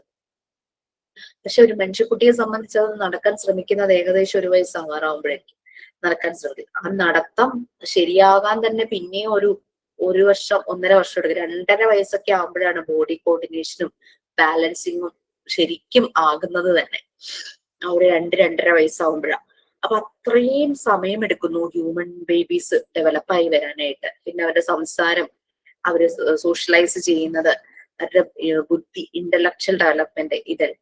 പക്ഷെ അനിമൽ ബേബീസ് അത് അവർക്ക് ജനിക്കുമ്പോൾ തന്നെ ആ ഒരു ഇൻബോൺ പാറ്റേൺസ് ഉണ്ട്. അവരുടെ ഇൻസ്റ്റിങ്ക്റ്റ്, അവരുടെ സ്വഭാവ സവിശേഷതകൾ, അവരുടെ പൊട്ടൻഷ്യൽ ജനിക്കുമ്പോൾ തന്നെ അത് ഡെവലപ്പ് ആകും. മനുഷ്യന്റെ ഉള്ളിൽ അത് ഉണ്ടെന്നാണ് പറയുന്നത്. പക്ഷെ അത് ഡെവലപ്പ് ആകാനായിട്ട് സമയമെടുക്കുന്നു. സമയമെടുത്താണ് അത് ഡെവലപ്പ് ആകുന്നത്. അപ്പൊ മറിയ മോണ്ടിസോറി പറയുന്നത് ഈ ഒരു ഡെവലപ്മെന്റിനെ സഹായിക്കുന്ന രീതിയിലുള്ള ഫാക്ടേഴ്സ് ആ കുട്ടി വളരുന്ന സാഹചര്യങ്ങളിൽ ഉണ്ടെങ്കിൽ അവന്റെ ഡെവലപ്മെന്റ് നല്ല രീതിയിൽ നടക്കും. അപ്പൊ കുട്ടി കടന്നു പോകുന്ന ആ ഒരു എൻവിയോൺമെന്റിന്റെ 3 ഏരിയയാണ് വീട്, സ്കൂള്, ഒരു സർട്ടൻ ഏജ് കഴിയുമ്പോൾ സ്കൂള് അല്ലെ, അല്ലെങ്കിൽ ഇൻസ്റ്റിറ്റ്യൂഷൻ, പിന്നെ സൊസൈറ്റി. ഈ 3 ഏരിയയും കുട്ടിയുടെ വളർച്ചയ്ക്ക് ഹെൽപ്പ് ചെയ്യുന്ന രീതിയിലുള്ള ഫാക്ടേഴ്സ് ഉണ്ടെങ്കിൽ ആ കുട്ടിയുടെ ഡെവലപ്മെന്റ് നല്ല ലെവലിൽ തന്നെ പോകും എന്നാണ് പറയുന്നത്. അത് മുന്നിൽ കണ്ടുകൊണ്ടാണ് ആ ഒരു കുട്ടികൾക്ക് വേണ്ടിയിട്ട് മോണ്ടിസോറി എൻവിയോൺമെന്റ് അവർ ക്രിയേറ്റ് ചെയ്തത്. കുട്ടിയുടെ ഡെവലപ്മെന്റിനെ ഹെൽപ്പ് ചെയ്യുന്ന രീതിയിലുള്ള എല്ലാം അതിൽ അവർ പ്രൊവൈഡ് ചെയ്യും. കുട്ടികളെ ചെറുപ്പത്തില് സെൻസസ് യൂസ് ചെയ്തിട്ടാണ് കാര്യങ്ങൾ മനസ്സിലാക്കുന്നത് എന്നാണ് മറിയ മോണ്ടിസോറി കണ്ടെത്തിയത്. നമുക്കറിയാം, നമുക്കെല്ലാം 5 സെൻസസ് ഉണ്ട് അല്ലെ. ഈ സെൻസസ് അവരെവിടെയെങ്കിലും ശബ്ദം കേട്ടാൽ അങ്ങോട്ട് ശ്രദ്ധിക്കും. നല്ല കളർ ഉള്ളത് കാണുമ്പോൾ അതിലേക്ക് ഭയങ്കര അട്രാക്റ്റീവ് ആയിട്ട് അവരത് ശ്രദ്ധിക്കാൻ തുടങ്ങും. പിന്നെ ചെറിയ ചെറിയ സാധനങ്ങൾ കാണുമ്പോൾ അത് പറക്കിയെടുക്കാനായിട്ട് നോക്കും. എന്ത് കയ്യിൽ കിട്ടിയാലും വായിലേക്ക് കൊണ്ടുവന്നു അല്ലെ. എന്തെങ്കിലും കിട്ടിക്കഴിഞ്ഞ് ഇടിച്ചു നോക്കും, കുത്തി നോക്കും, മാന്തി നോക്കും. അങ്ങനെയൊക്കെ അവർക്ക് എന്തൊക്കെ ചെയ്യാൻ പറ്റുമോ അതെല്ലാം അവർ ചെയ്യും. അപ്പൊ അങ്ങനെ കുട്ടികൾ അവരുടെ സെൻസസ് യൂസ് ചെയ്തിട്ടാണ് പല കാര്യങ്ങളും മനസ്സിലാക്കുന്നത്. അതുകൊണ്ടാണ് മോണ്ടിസോറി മെത്തേഡ് സെൻസോറിയൽ എഡ്യൂക്കേഷൻ എന്ന് പറയുന്നത്. അവിടെ കുട്ടിയുടെ സെൻസസിനെ നല്ലപോലെ ട്രിഗർ ചെയ്യുന്ന രീതിയിലുള്ള മെറ്റീരിയൽസ് അവൈലബിൾ ആണ്. ഞാൻ അയച്ചു തന്ന ഇതിനകത്ത് ഷിനാസ് ഗ്രൂപ്പിൽ ഷെയർ ചെയ്തില്ലേ? ഹലോ മാം, ഷെയർ ചെയ്തു. അപ്പൊ തന്നെ ഷെയർ ചെയ്ത്. ഓക്കെ. അതിൽ നിങ്ങൾ നോക്കി കഴിഞ്ഞാൽ സെൻസോറിയൽ ഏരിയയിലെ പല അപ്പാരറ്റസും ലിസ്റ്റ് വായിച്ചു നോക്കിയാൽ കുറെയൊക്കെ നിങ്ങൾക്ക് കേട്ടാൽ മനസ്സിലാകായിരിക്കും. അപ്പൊ അങ്ങനെ നമ്മളുടെ സെൻസസിനെ എല്ലാം യൂസ് ചെയ്യുന്ന രീതിയിലാണ് എല്ലാ മെറ്റീരിയൽസും മറിയ മോണ്ടിസോറി ഡിസൈൻ ചെയ്തത്. മറിയ മോണ്ടിസോറി പറയുന്നത് കുട്ടികൾ ആദ്യമായിട്ട് ലേണിംഗ് സ്റ്റാർട്ട് ചെയ്യുന്നത് അവരുടെ സെൻസസ് യൂസ് ചെയ്തിട്ടാണ്. ഓക്കെ. പിന്നെ കുട്ടിയുടെ ജനിക്കുമ്പോ തന്നെ ഇവരുടെ ലാർജ് മസിൽസ് ആണ് ഡെവലപ്പ്. ജനിച്ച് കുറെ നാളുകൾ ലാർജ് മസിൽസിന്റെ ഡെവലപ്മെന്റ് ആണ്. അവർ കമിഴുന്നു, മറിയുന്നു, എഴയുന്നു, എന്താ പറയാ, എവിടെയും പിടിച്ചു നിൽക്കുന്നു. അപ്പൊ സ്റ്റെപ്പ് കയറാൻ നോക്കുന്നു, നടക്കാൻ നോക്കുന്നു. അത് ലാർജ് മസിൽസ് ആണ് അവിടെ ഡെവലപ്പ് ആകുന്നത്. അതിനുശേഷമാണ് സ്മോൾ മസിൽസിന്റെ ഡെവലപ്മെന്റ്. നമ്മളൊരു സാധനം ഇങ്ങനെ നല്ല മുറുക്കെ പിടിക്കുന്ന പോലെ ഒരു കുഞ്ഞു ബേബിക്ക് ഗ്രിപ്പ് കിട്ടുമോ? അവർക്ക് പിടിക്കാൻ പറ്റില്ല. അവരുടെ കയ്യിൽ നിന്ന് അത് വീണു പോകും. അധിക സമയം അവർക്ക് ഹോൾഡ് ചെയ്യാൻ പറ്റില്ല. അതായത് അവരുടെ ചെറിയ മസിൽസിന്റെ ഡെവലപ്മെന്റ് അവിടെ ആയിട്ടില്ല. Fine motor skills, large muscles gross motor സ്കിൽസും, ചെറിയ മസിൽസ് ഫൈൻ മോട്ടോർ സ്കിൽസ്. അപ്പൊ ഫൈൻ മോട്ടോർ സ്കിൽസ് ഡെവലപ്പ് ആയാലാണ് അവർക്ക് എന്തെങ്കിലും ഹോൾഡ് ചെയ്യാനായിട്ടുള്ള ഒരു കപ്പാസിറ്റി കിട്ടും. അത് ഇപ്പൊ ഒരു പെൻസിൽ വെച്ച് അവർ എഴുതണമെങ്കിൽ അവരുടെ ആ പ്രായം ആവണ്ടേ. 2.5-3 വയസ്സാകാതെ അവർക്ക് ആ holding capacity, fine motor skills develop ആകും. അപ്പൊ അവർ ആ എഴുത്തിലേക്ക് പോകുന്നതിന് മുമ്പ് തന്നെ അവരുടെ ഈ വിരലുകളുടെ ഫൈൻ മോട്ടോർ സ്കിൽസ് ഡെവലപ്പ് ആകാനുള്ള ആക്ടിവിറ്റീസ് ഈ സെൻസോറിയൽ ഏരിയയിൽ മാത്രമല്ല എല്ലാ ഏരിയയിലും അങ്ങനെ കൊടുത്തിരിക്കുന്നത്. മാത്തമാറ്റിക്കൽ ഏരിയ ഒക്കെ പിന്നീടാണ് കൊടുക്കുക. കാരണം വെച്ചാൽ അത് തുടക്കം ആ കൗണ്ടിങ്ങും നമ്പേഴ്സ് ഒക്കെ ഫെമിലറൈസ് ചെയ്യും. പിന്നെയാണ് അഡീഷൻ, സബ്ട്രാക്ഷൻ അങ്ങനെ പോകുന്നത്. പിന്നെ ലാംഗ്വേജ് ഏരിയയിലേക്ക് പോകുമ്പോൾ നമുക്ക് അവിടുത്തെ 2 പ്രോസസ്സാണ്, റൈറ്റിങ്ങും റീഡിങ്ങും അല്ലെ. ഏതാദ്യം ഉണ്ടാവും? ഏതാദ്യം നടക്കുന്നത്? റൈറ്റിംഗ് ആണോ റീഡിംഗ്? റീഡിംഗ് ആണ്. റൈറ്റിംഗ് ആണ്. ആദ്യം ഒരു സാധനം പിടിച്ച് എഴുതാനാണ് തുടങ്ങുന്നത്. ആദ്യം റൈറ്റിംഗ് ആണ് സ്റ്റാർട്ട് ചെയ്യുന്നത് കുട്ടികൾ. കുട്ടികള് അതും ഇതൊക്കെ വരച്ചു വെക്കുന്നത് നിങ്ങൾ കണ്ടിട്ടുണ്ടോ? അത് റൈറ്റിങ്ങിന്റെ തുടക്കമാണിത്. പിന്നെ ഇപ്പൊ അക്ഷരങ്ങൾ പഠിച്ചു തുടങ്ങി കഴിഞ്ഞാൽ ഇവരെ പറയണ എന്താ, ഞാൻ എ വരച്ചു, ആ വരച്ചു എന്നല്ലേ പറയുന്നത്. അവർക്ക് ആ ഡ്രോയിങ് എന്നുള്ള കൺസെപ്റ്റ് ആദ്യം വരും. അപ്പൊ അവര് വരയ്ക്കാനും എഴുതാനും തുടങ്ങുന്നു. അപ്പൊ റൈറ്റിംഗ് ആണ് ആദ്യം വരും, പിന്നീടാണ് അവർ വായിക്കാൻ തുടങ്ങുന്നത്. ഇപ്പം മോണ്ടിസോറി എൻവയോൺമെന്റിലും അറിയാം, മോണ്ടിസോറി പറയുന്നത് ഈ റീഡിങ്ങും റൈറ്റിങ്ങും എക്സ്പ്ലോഷൻസ് പോലെയാ വരുന്നതെന്ന്. അത് പെട്ടെന്നുണ്ടാകുന്ന ഒരു പ്രോസസ്സാണ്. അല്ലാതെ നമ്മൾ അവരെ നിർബന്ധിച്ച് കൈ പിടിപ്പിച്ച് എഴുതിപ്പിച്ച് എന്ത് വേദനയായിരിക്കും പാവകുട്ടികൾക്ക്. ചില കുട്ടികൾക്ക് പക്ഷെ നമ്മളൊന്ന് പിടിക്കണം, എഴുതാനായിട്ടൊന്ന് പിടിക്കണം, അവർക്കൊരു കോൺഫിഡൻസ്. സൈക്കിൾ ചവിട്ടാൻ പഠിപ്പിക്കുമ്പോൾ കുട്ടികൾ പറയില്ലേ ബാക്കിലൊന്ന് പിടിക്കണേ, അപ്പൊ ഞാൻ വീഴുവോ, അപ്പൊ ഒരാൾ പിടിക്കുവാണെങ്കിൽ അവർക്കൊരു കോൺഫിഡൻസാ. നമ്മൾ പതുക്കെ പതുക്കെ പതുക്കെ കൈ ഇങ്ങനെ അയക്കും, കൈ വിടുമ്പോഴേക്കും കുട്ടി കോൺഫിഡന്റ് ആയിട്ട് ഓടിക്കും. പക്ഷെ അവന്റെ ധാരണ പുറകിൽ പിടിച്ചിട്ടുണ്ടെന്ന്. പക്ഷെ ഓടിക്കാൻ തുടങ്ങുമ്പോഴേക്കും പിന്നെ അവനങ്ങ് കോൺഫിഡന്റ്. അപ്പൊ ചില കുട്ടികൾ എന്റെ കയ്യിലൊന്ന് പിടിക്കാമോ, നമ്മൾ തൊട്ടാൽ മതി അവർ എഴുതിക്കോളും. അതങ്ങ് കുറച്ച് കഴിയുമ്പോഴേക്കും നമ്മളത് മാറ്റുമ്പോഴേക്കും പിന്നെ അവരങ്ങ് ശരിയാകും. ഈ റൈറ്റിങ്ങിലേക്ക് കടക്കുന്നതിന് മുമ്പ് കുട്ടികളുടെ ഫൈൻ മോട്ടോർ സ്കിൽസ് ഡെവലപ്പ് ആകാനായിട്ട് നമുക്ക് കുറെ പ്രീ റൈറ്റിംഗ് ആക്ടിവിറ്റീസ് ഉണ്ട്. അത് ബ്രെയിനിനെ ഡെവലപ്പ് ചെയ്യുന്ന രീതിയിലാണ് ആ മെറ്റീരിയൽസ് ഡിസൈൻ ചെയ്തിരിക്കുന്നത്. Pre writing activities. റൈറ്റിംഗിലേക്ക് പോകുന്നതിന് മുമ്പ് സ്ട്രേറ്റ് ലൈൻസ്, നമ്മൾ KG സെഷനിലെ കുട്ടികളെ എന്താ പറയുക slanting lines, standing lines, sleeping lines എന്നൊക്കെ പറഞ്ഞിട്ട് കുറെ ലൈൻസ് പഠിപ്പിച്ചതിന് ശേഷമല്ലേ ആൽഫബറ്റ്സിലേക്ക് കിടക്കുന്നത്. അതിന്റെ പ്രീ റൈറ്റിംഗ് മെത്തേഡ്സ് ആണത്. ആദ്യം സ്ട്രെയിറ്റ് ലൈൻ, അങ്ങനെ സ്ലാൻഡിങ് ലൈൻസ്, അങ്ങനെ പല പല ലൈൻസ് പഠിപ്പിച്ച് കർവ് ലൈൻസ് ഒക്കെ പഠിപ്പിക്കുകയാണെങ്കിൽ, കർവ് ഉള്ളതൊക്കെ പഠിപ്പിക്കുകയാണെങ്കിൽ സ്മോൾ ലെറ്റേഴ്സും മലയാളം ലെറ്റേഴ്സും ഒക്കെ എഴുതാൻ അവർക്ക് എളുപ്പമായിരിക്കും. അപ്പൊ ആ രീതിയിലുള്ള പ്രീ റൈറ്റിംഗ് ആക്ടിവിറ്റീസും കൂടെ കൊടുത്തിട്ടാണ് ഇവര് റൈറ്റിംഗിലേക്ക് പോകുന്നത്. പിന്നെ സെൻസസ് യൂസ് ചെയ്തിട്ട് ഒരു sand paper letters and numbers, cursive ബുക്കിൽ sand paper letters and numbers ഉണ്ടാക്കിയിട്ടില്ലേ എല്ലാവരും? യെസ് മാം. സാൻഡ് പേപ്പേഴ്സ് അവർക്ക് കൊടുക്കും. ഇവര് സാൻഡ് പേപ്പറിന്റെ മുകളിൽ ഇങ്ങനെ ട്രേസ് ചെയ്തുകൊണ്ടേയിരിക്കും, വിരല് വെച്ചിട്ട്, ചെറിയ വിരല് വെച്ച് ഇങ്ങനെ ട്രേസ് ചെയ്യും. അപ്പം ഈ വിരലിനെ മസിൽസ് ഡെവലപ്പ് ചെയ്യാനായിട്ട് തുടങ്ങും. ഇങ്ങനെ ട്രേസ് ചെയ്യുമ്പോൾ എന്താന്ന് വെച്ച് കഴിഞ്ഞാല് ഒരു ടിംഗ്ലിംഗ് എഫക്റ്റ് ആയിരിക്കും അവരുടെ വിരൽ തുമ്പിന്. അപ്പൊ അത് അവരുടെ ബ്രെയിനിനെ ട്രിഗർ ചെയ്യും. അപ്പൊ ഈ ട്രേസ് ചെയ്യുന്ന ലെറ്ററിന്റെ ഇമേജ് അങ്ങനെ ബ്രെയിനിൽ ഇംപ്രഷൻ ആയിട്ടിരിക്കും. പിന്നീട് അതായത് അവർ ഇന്നൊരു കാര്യം ചെയ്യുന്നതിന്റെ റിഫ്ലക്ഷൻ ആയിരിക്കും നെക്സ്റ്റ് ഡേ അല്ലെങ്കിൽ നെക്സ്റ്റ് വീക്ക് വരുന്നത്. ആ ഓർമ്മയില് അവരിത് എഴുതാൻ തുടങ്ങും. അവർ ട്രേസ് ചെയ്ത് മെമ്മറിയിലാക്കി വെച്ചിരിക്കുന്ന, ഷാർപ്പ് മെമ്മറി ആയിരിക്കും ആ ഒരു പ്രായത്തിലൊക്കെ. ട്രേസ് ചെയ്ത് മെമ്മറിയിലാക്കി വെച്ചിരിക്കുന്ന ആ ലെറ്ററിന്റെ ഇമേജ് അങ്ങനെ ഒരു പേപ്പറിലേക്കോ ബോർഡിലേക്കോ അവർ എഴുതാൻ തുടങ്ങും. അങ്ങനെയാണ് അവരുടെ റൈറ്റിംഗ് സ്റ്റാർട്ട് ചെയ്യുന്നത്. അതാണ് റൈറ്റിംഗ് ആൻഡ് റീഡിങ് എക്സ്പ്ലോഷൻ ആണെന്ന് പറയുന്നത് മോണ്ടിസോറി എൻവയോൺമെന്റിൽ. നമ്മൾ കുട്ടികളെ ഒന്ന് ശ്രദ്ധിച്ചാൽ മതി, നമുക്ക് കാര്യങ്ങൾ മനസ്സിലാവും. അവർക്ക് വരെയാണ് ഭയങ്കര കാര്യം, വരെയാണ്. നിങ്ങൾ 4ാമത്തെ റെക്കോർഡ് ചെയ്തല്ലേ, അതിൽ നമ്മൾ ആൽഫബറ്റ്സും നമ്പേഴ്സും എന്ത് ചെയ്യാനാ പറഞ്ഞത്? കളർ ചെയ്യാൻ പറഞ്ഞു, എഴുതാൻ പറഞ്ഞിട്ടില്ല അല്ലെ?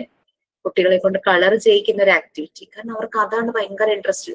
അവർക്ക് കളറിങ്, ഡ്രോയിങ് ഒക്കെ ഇൻട്രസ്റ്റ്. നമ്മൾ അവരെ കൊണ്ട് ലെറ്റേഴ്സ് എഴുതിക്കല്ല ആദ്യം ചെയ്യാൻ പോകുന്നത്, കളർ ചെയ്യുന്നു, അതാണ് ചെയ്യുന്നത്. കളർ ചെയ്ത് എന്താണ് ആ ഒരു ഇമേജ്. അപ്പൊ നമ്മൾ എന്താ റിവേഴ്സ് കളറിങ് പറഞ്ഞു, അതായത് ലെറ്റേഴ്സിന്റെ ബാക്ക്ഗ്രൗണ്ട് കംപ്ലീറ്റ് നമ്മൾ ഷെയ്ഡ് ചെയ്ത് വെച്ചു. അപ്പൊ കുട്ടി ശ്രദ്ധിക്കും ആ ഷെയ്ഡഡ് പോർഷനിലേക്ക് കളർ പോവാതിരിക്കാനായിട്ട്. അപ്പൊ അവൻ കറക്റ്റ് ആ ലെറ്ററിന്റെ മുകളിലൂടെ കളർ ചെയ്യാന്ന് പറഞ്ഞു കഴിഞ്ഞാൽ ഓട്ടോമാറ്റിക്കലി അവൻ അത് ട്രേസ് ചെയ്യുക. അപ്പൊ ആ ഒരു ഇമേജ് അവന്റെ ബ്രെയിനിൽ വരും. പിന്നെ റൈറ്റിംഗ്, എഴുതാൻ പിന്നെ എളുപ്പമായിരിക്കും. നമ്മൾ എഴുതി വെച്ച ഓരോ ആക്ടിവിറ്റീസിനും നിങ്ങൾ പുതിയതായിട്ട് ആഡ് ചെയ്തിട്ടുണ്ടെങ്കിൽ അതിനൊക്കെ ഓരോ ഉദ്ദേശമുണ്ട്. മറിയ മോണ്ടിസോറിയും അങ്ങനെയായിരുന്നു. ചുമ്മാ കുറെ മെറ്റീരിയൽസ് വെറുതെ പോയി അങ്ങോട്ട് വാങ്ങിക്കുകയോ ഡിസൈൻ ചെയ്യുകയോ അല്ല ചെയ്തത്. അവര് വാങ്ങിച്ച ഓരോ മെറ്റീരിയൽസിനും സ്പെഷ്യൽ പർപ്പസ് ഉണ്ടായിരുന്നു. നമ്മൾ കുട്ടികൾക്ക് ചുമ്മാ അതും ഇതും ടോയ്സ് ഒക്കെ വാങ്ങിച്ചു കൊടുക്കും അല്ലെ? അപ്പൊ പക്ഷെ ഇവിടെ എന്ന് പറഞ്ഞു കഴിഞ്ഞാല് ഓരോ മെറ്റീരിയൽസും ഓരോ പർപ്പസ് ഉണ്ടായിരുന്നു.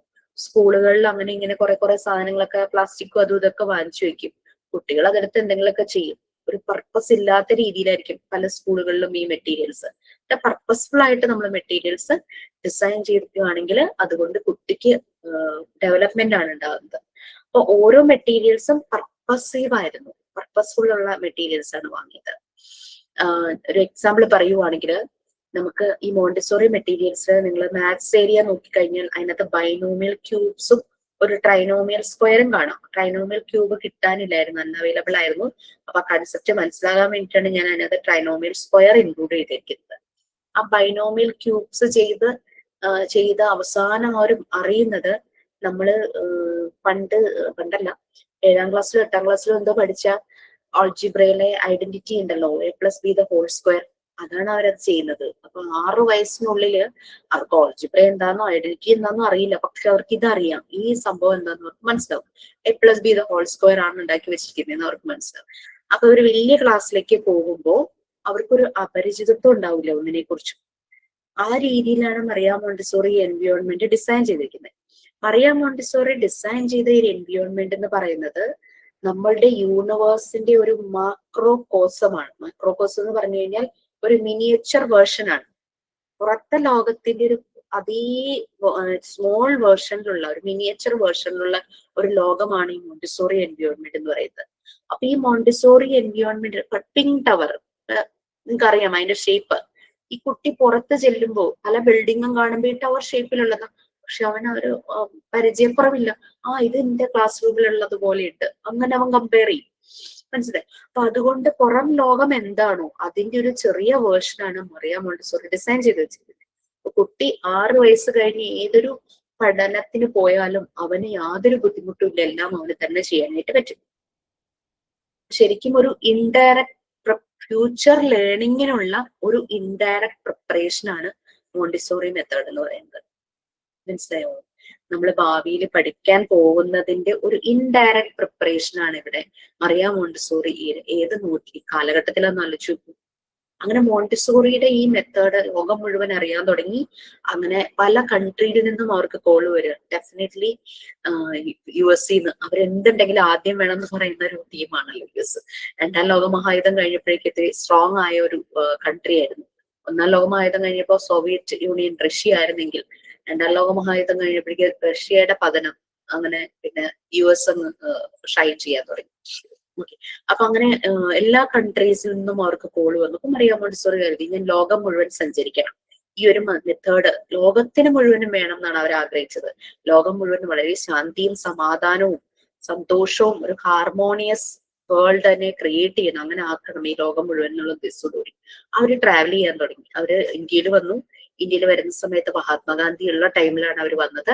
അങ്ങനെ നമ്മൾ ശ്രദ്ധിച്ചു കഴിഞ്ഞാൽ കാണാം നമ്മുടെ അംഗൻവാടികളിലെ കുറെ ബേസ് കാര്യങ്ങളെല്ലാം തന്നെ മോണ്ടിസോറി മെത്തേഡ് ഫോക്കസ് ചെയ്തിട്ടുള്ളതാണ്. അങ്ങനെ എല്ലാ കൺട്രീസിലും അവർ ട്രാവൽ ചെയ്തു, പലയിടത്തും സ്കൂളുകൾ സ്റ്റാർട്ട് ചെയ്തു. അപ്പൊ അവർക്ക് മനസ്സിലായി ഇവരിൽ മാത്രം ഈ നോളജ് പോരാ, ടീച്ചേഴ്സിന് ട്രെയിനിങ് കൊടുക്കണം. ആ ഒരു ഉദ്ദേശത്തോടു കൂടി അവർ ട്രെയിനിങ് ഇൻസ്റ്റിറ്റ്യൂട്ടുകൾ സ്ഥാപിച്ചു. അങ്ങനെ കുറെ ആളുകൾക്ക് ട്രെയിനിങ് കൊടുക്കാനായിട്ട് തുടങ്ങി, ടീച്ചേഴ്സിന്. അങ്ങനെ മോണ്ടിസോറി മെത്തേഡ് അങ്ങ് വേൾഡ് വൈഡ് അങ്ങ് സ്പ്രെഡ് ആവുകയാണ്. ഈ സമയത്താണ് നമ്മുടെ ഹിറ്റ്ലറിന്റെയും മുസോളിനിയുടെയും ഒരു ജർമ്മനിയില് ഹിറ്റ്ലർ ഭയങ്കര നേതാവാകുന്നതും ഇറ്റലിയില് മുസോളിനിയുടെയും ആ ഒരു വാഴ്ച സമയം. ഇവരാദ്യം ഇതിനെ പ്രൊമോട്ട് ചെയ്തു, പക്ഷെ പെട്ടെന്ന് തന്നെ ഇവരിത് ബാൻ ചെയ്തു. ജർമ്മനിയിലും ഇറ്റലിയിലും ഇതിനെ ബാൻ ചെയ്തു. മോണ്ടിസോറി മെത്തേഡിലുള്ള സ്കൂളുകളെല്ലാം ക്ലോസ് ചെയ്തു. കാരണം എന്താ, അവരുടെ ഉദ്ദേശത്തെ തകർക്കുന്ന കാര്യമല്ലേ. ലോകം മുഴുവനും ശാന്തി അവർക്ക് യുദ്ധം ചെയ്ത് രാജ്യങ്ങൾ വെട്ടിപ്പെടുക്കുക എന്നുള്ളതാണ്, ആളുകളെ കൊന്നെടുക്കുക. അങ്ങനെ 2 ദുഷ്ടന്മാരായിരുന്നല്ലോ ഹിറ്റ്ലറും മുസോളിനിയും. അപ്പൊ അങ്ങനെയായിരുന്നു അവരുടെ ഉദ്ദേശം. അപ്പൊ മോണ്ടിസോറിയുടെ മെത്തേഡ് അതിന് തടസ്സമാണല്ലോ. അപ്പൊ അവരെന്ത് ചെയ്തു, ഈ മെത്തേഡ് ബാൻ ചെയ്തു. അങ്ങനെ ഇറ്റലിയിലും ജർമ്മനിയിലും ഒക്കെ ബാൻ ചെയ്യുകയും ആ സ്കൂളുകളെല്ലാം ക്ലോസ് ചെയ്യുകയും ചെയ്തു. പെട്ടെന്ന് തന്നെ അവരുടെ പതനം പെട്ടെന്നായിരുന്നു ഹിറ്റ്ലറിന്റെ മുസോളിനിയുടെയും. അപ്പൊ അങ്ങനെ ഈ മെത്തേഡ് വീണ്ടും തിരിച്ച് സ്കൂളെല്ലാം റീഓപ്പൺ ചെയ്തു. മെത്തേഡ് വീണ്ടും വേൾഡ് വൈഡ് ആയി മാറി. ഇപ്പോഴും ആ മെത്തേഡ് കൂടുതൽ കൂടുതൽ അപ്ഗ്രേഡഡ് ആയിട്ട് മുന്നോട്ട് പോവുകയാണ്. നല്ല പ്യുവർ ആയിട്ട് വർക്ക് ചെയ്യുന്ന മോണ്ടിസോറി സ്കൂളുകളിലെല്ലാം തന്നെ മോണ്ടിസോറി മെറ്റീരിയൽസ് ആണ് യൂസ് ചെയ്യുന്നത്. പിന്നെ ഓരോ വർഷം കഴിയുന്നതോറും നമുക്കറിയാം എഡ്യൂക്കേഷൻ സിസ്റ്റത്തിലെ പല മാറ്റങ്ങളും അപ്ഗ്രഡേഷൻ നടക്കുന്നുണ്ട്. അപ്പൊ മെറ്റീരിയൽസിൽ കുറെ മാറ്റങ്ങളുണ്ട്. അതെനിക്ക് പറയാൻ പറ്റുന്നതിന് കാരണം 2017 ഞാൻ ഈ കോഴ്സ് ചെയ്തത്. ആ സമയത്ത് ഞാൻ പ്രാക്ടീസ് ചെയ്ത പല മെറ്റീരിയൽസിൽ നിന്നും എൻ്റയർലി ഡിഫറെന്റ് ആയിട്ടാണ് ഇപ്പോൾ വന്നിരിക്കുന്നത് പല മെറ്റീരിയൽസും. അത് മെറ്റീരിയൽസ് ഇൻട്രൊഡ്യൂസ് ചെയ്യുന്ന സമയത്ത് ഞാൻ നിങ്ങൾക്ക് ആ ഡിഫറൻസ് പറഞ്ഞുതരാം. അപ്പൊ കുറെ കൂടെ മെച്ചപ്പെട്ടു എന്നേ ഞാൻ പറയുള്ളൂ. കാരണം കൂടുതൽ കുട്ടികളുടെ ഫൈൻ മോട്ടോർ സ്കിൽസിന് കൂടുതൽ ഫോക്കസ് ചെയ്തുകൊണ്ട് മെറ്റീരിയൽസിനെ കുറെ കൂടെ മെച്ചപ്പെട്ടതാക്കിയിട്ടുണ്ട്. പിന്നെ ബ്രെയിൻ ഡെവലപ്മെന്റും അതിനെ ഫോക്കസ് ചെയ്തുകൊണ്ടാണ് മെറ്റീരിയൽസിലെ വ്യത്യാസങ്ങൾ വന്നിട്ടുള്ളത്. ഇത്രയും കാര്യങ്ങളാണ് ഇൻട്രൊഡക്ഷൻ ആയിട്ട് പറയുന്നത്. നമ്മൾ യൂണിറ്റ് 3 എടുക്കും. അതിൽ ജസ്റ്റ് ഒരു കാര്യം പറഞ്ഞു, human babies are incapable compared to animal babies. Animal ബേബീസിന് ജനിക്കുമ്പോഴേ അവരുടെ എല്ലാം അങ്ങ് ഡെവലപ്പായി അവരങ്ങ് ഇൻഡിപെൻഡന്റ് ആവുകയാണ്. പക്ഷെ മനുഷ്യ കുട്ടികൾ ഇൻഡിപെൻഡന്റ് ആകണമെങ്കിൽ അവരൊന്ന് ഞാൻ ചെയ്തോളാം എന്ന് പറഞ്ഞ് വാശിയെടുക്കുന്നത് ഏത് പ്രായമാവുമ്പോൾ 5 to 6. വേണം. 1 വയസ്സൊക്കെ ആവാറാകുമ്പോ തുടങ്ങില്ലേ, ഞാൻ എന്റെ ഷൂ ഇട്ടോളാം, ലെഫ്റ്റും റൈറ്റും തിരിച്ചായിരിക്കും ഇടുന്നത്, പക്ഷെ അവർക്ക് അതാണ് കറക്റ്റ്. ഞാൻ സോക്സ് ഇട്ടോളാം, ഞാൻ ഭക്ഷണം തന്നെ കഴിച്ചോളാം. നമ്മള് വീട്ടിലാണെങ്കിൽ സദ്യ ഉണ്ട്, ഇലയിൽ സദ്യ ഉണ്ടെങ്കിൽ ഇല ഇടുമ്പോ എനിക്ക് ഒരു ഇല വേണം അല്ലെ, പറഞ്ഞിട്ട് കാശ് തുടങ്ങുമ്പോൾ 1 വയസ്സ് സമയം, 1 വയസ്സ് തന്നെ ചിലപ്പോ 6 വയസ്സ് കഴിയുമ്പോഴേ ചിലപ്പോൾ തുടങ്ങുമായിരിക്കും. അങ്ങനെ അവർ ഇൻഡിപെൻഡന്റ് ആകാൻ തുടങ്ങുന്നു. അപ്പൊ മറിയ മോണ്ടിസോറി പറയുന്നത് ഒരു കുട്ടിക്ക് ഒരു കാര്യം തന്നെ ചെയ്യാൻ പറ്റുമെങ്കിൽ അവനെ തടസ്സപ്പെടുത്തരുത്. അങ്ങനെ തടസ്സപ്പെടുത്തിയാൽ അത് അവന്റെ ഡെവലപ്മെന്റിനെ അറസ്റ്റ് ചെയ്യും, ഡെവലപ്മെന്റിന് തടസ്സമാകുന്നു. അവനെ കൊണ്ട് ഷൂ ഇടാൻ ആ കുട്ടിക്ക് തന്നെ അറിയാം, അമ്മമാര് സമ്മതിക്കില്ല, ഞാൻ ഇട്ട് തരാം എന്നും പറഞ്ഞിട്ട് അവൻ ചിലപ്പോൾ കുറച്ച് സമയം അധികം എടുക്കുമായിരിക്കും, പക്ഷെ അവൻ നല്ല നീറ്റായിട്ട് ആ ഷൂ ഇട്ടിട്ടുണ്ടാവുമായിരിക്കും. അവൻ തന്നെ ഷർട്ടിന്റെ ബട്ടൺ ഇടുന്നുണ്ടായിരിക്കും. നീ ഇടണ്ട, ഞാൻ ഇട്ട ശരിയാവില്ല, ഞാൻ ഇടാം അങ്ങനെ പറയുമ്പോഴേക്കും കൊച്ചിന്റെ കോൺഫിഡൻസ് പോകും. നീ ഇട്ട ശരി, അപ്പൊ അവന് കേൾക്കും ഞാൻ ഗുഡ് ഫോർ നത്തിങ് എന്ന് വിചാരിക്കും. അങ്ങനെ ഒരു കുഞ്ഞിന് എന്താണോ ചെയ്യാൻ പറ്റുന്നത് അത് അവനെ ചെയ്യാൻ അനുവദിക്കുക എന്നാണ് പറയുക മോണ്ടിസോറി പറഞ്ഞത്. അങ്ങനെ നമ്മൾ തടസ്സപ്പെടുത്തിയാൽ നമ്മൾ അവന്റെ പ്രോഗ്രസിനെ തടസ്സപ്പെടുത്തുകയാണ് ചെയ്യുന്നത്. ഒരു കുട്ടിക്ക് തന്നെ ഒരു ഗ്ലാസ്സിൽ വെള്ളം എടുത്ത് കുടിക്കാൻ അറിയാം, അവൻ കുടിക്കട്ടെ, നമ്മളായിട്ട് ചെന്ന് അവനെ കുടിപ്പിക്കാൻ നിൽക്കണ്ട പറയാം. ഓക്കെ ഓക്കെ, ഇതിന് നമുക്ക് വൈൻഡപ്പ് ചെയ്യാം. അപ്പൊ ഇതൊരു ഇൻട്രഡക്ഷൻ. ഇനി നമുക്ക് നെക്സ്റ്റ് ക്ലാസ്സിൽ 3rd യൂണിറ്റ് നമുക്ക് സ്റ്റാർട്ട് ചെയ്യാം. അപ്പൊ നിങ്ങൾ പതുക്കെ പതുക്കെ. എനിക്ക് ഡൗട്ട് ഉണ്ട്, അയബാഴ്സൊന്നില്ലേ അത് നമ്മ ഉണ്ടാക്കേണ്ടതാണോ? എന്താണ് ടീച്ചർ അയച്ചൊന്നില്ലേ ആ ലിസ്റ്റ്? ഇപ്പൊ അപ്പൊ ഇന്ന് ലിസ്റ്റ് ആണോ? ആ അയ്യോ അല്ല അല്ല, അത് നമ്മൾക്ക് നമ്മുടെ പ്രാക്ടിക്കൽ ക്ലാസ്സിൽ അവൈലബിൾ ആയിട്ടുള്ള മെറ്റീരിയൽസ് ആണ്, അത് ഉണ്ടാക്കാനുള്ളതല്ല കേട്ടോ. ഇതൊക്കെ വെച്ചിട്ടാണ് നിങ്ങൾ പ്രാക്ടിക്കൽ ചെയ്യുന്നത്. ഗ്രൂപ്പിലെ കുട്ടി ചോദിച്ചാണ് കേട്ടപ്പോ. നിങ്ങൾ വേണമെങ്കിൽ ജസ്റ്റ് ഒന്ന് യൂട്യൂബിൽ ഓരോ മെറ്റീരിയലിന്റെ പേരടിച്ച് നോക്കുമ്പോ തന്നെ നമുക്ക് ഇത് അതിന്റെ എങ്ങനെയാണ് ചെയ്യുന്നതെന്നൊക്കെ കാണാൻ പറ്റും. അത് ഉണ്ടാക്കേണ്ടതെല്ലാം നമ്മളുടെ അവൈലബിൾ മെറ്റീരിയൽസ് ആണ്, നമുക്ക് പ്രാക്ടിക്കൽ ചെയ്യാൻ നമുക്ക് ഇവിടെ അവൈലബിൾ ആയിട്ടുള്ളതാണ്, നമ്മൾ വാങ്ങിച്ചിട്ടുള്ളതാണ് കേട്ടോ. Okay, thank you ma'am. Thank you ma'am. Thank you, ma'am. Thank you, ma'am. Thank you ma'am. Thank you, ma'am.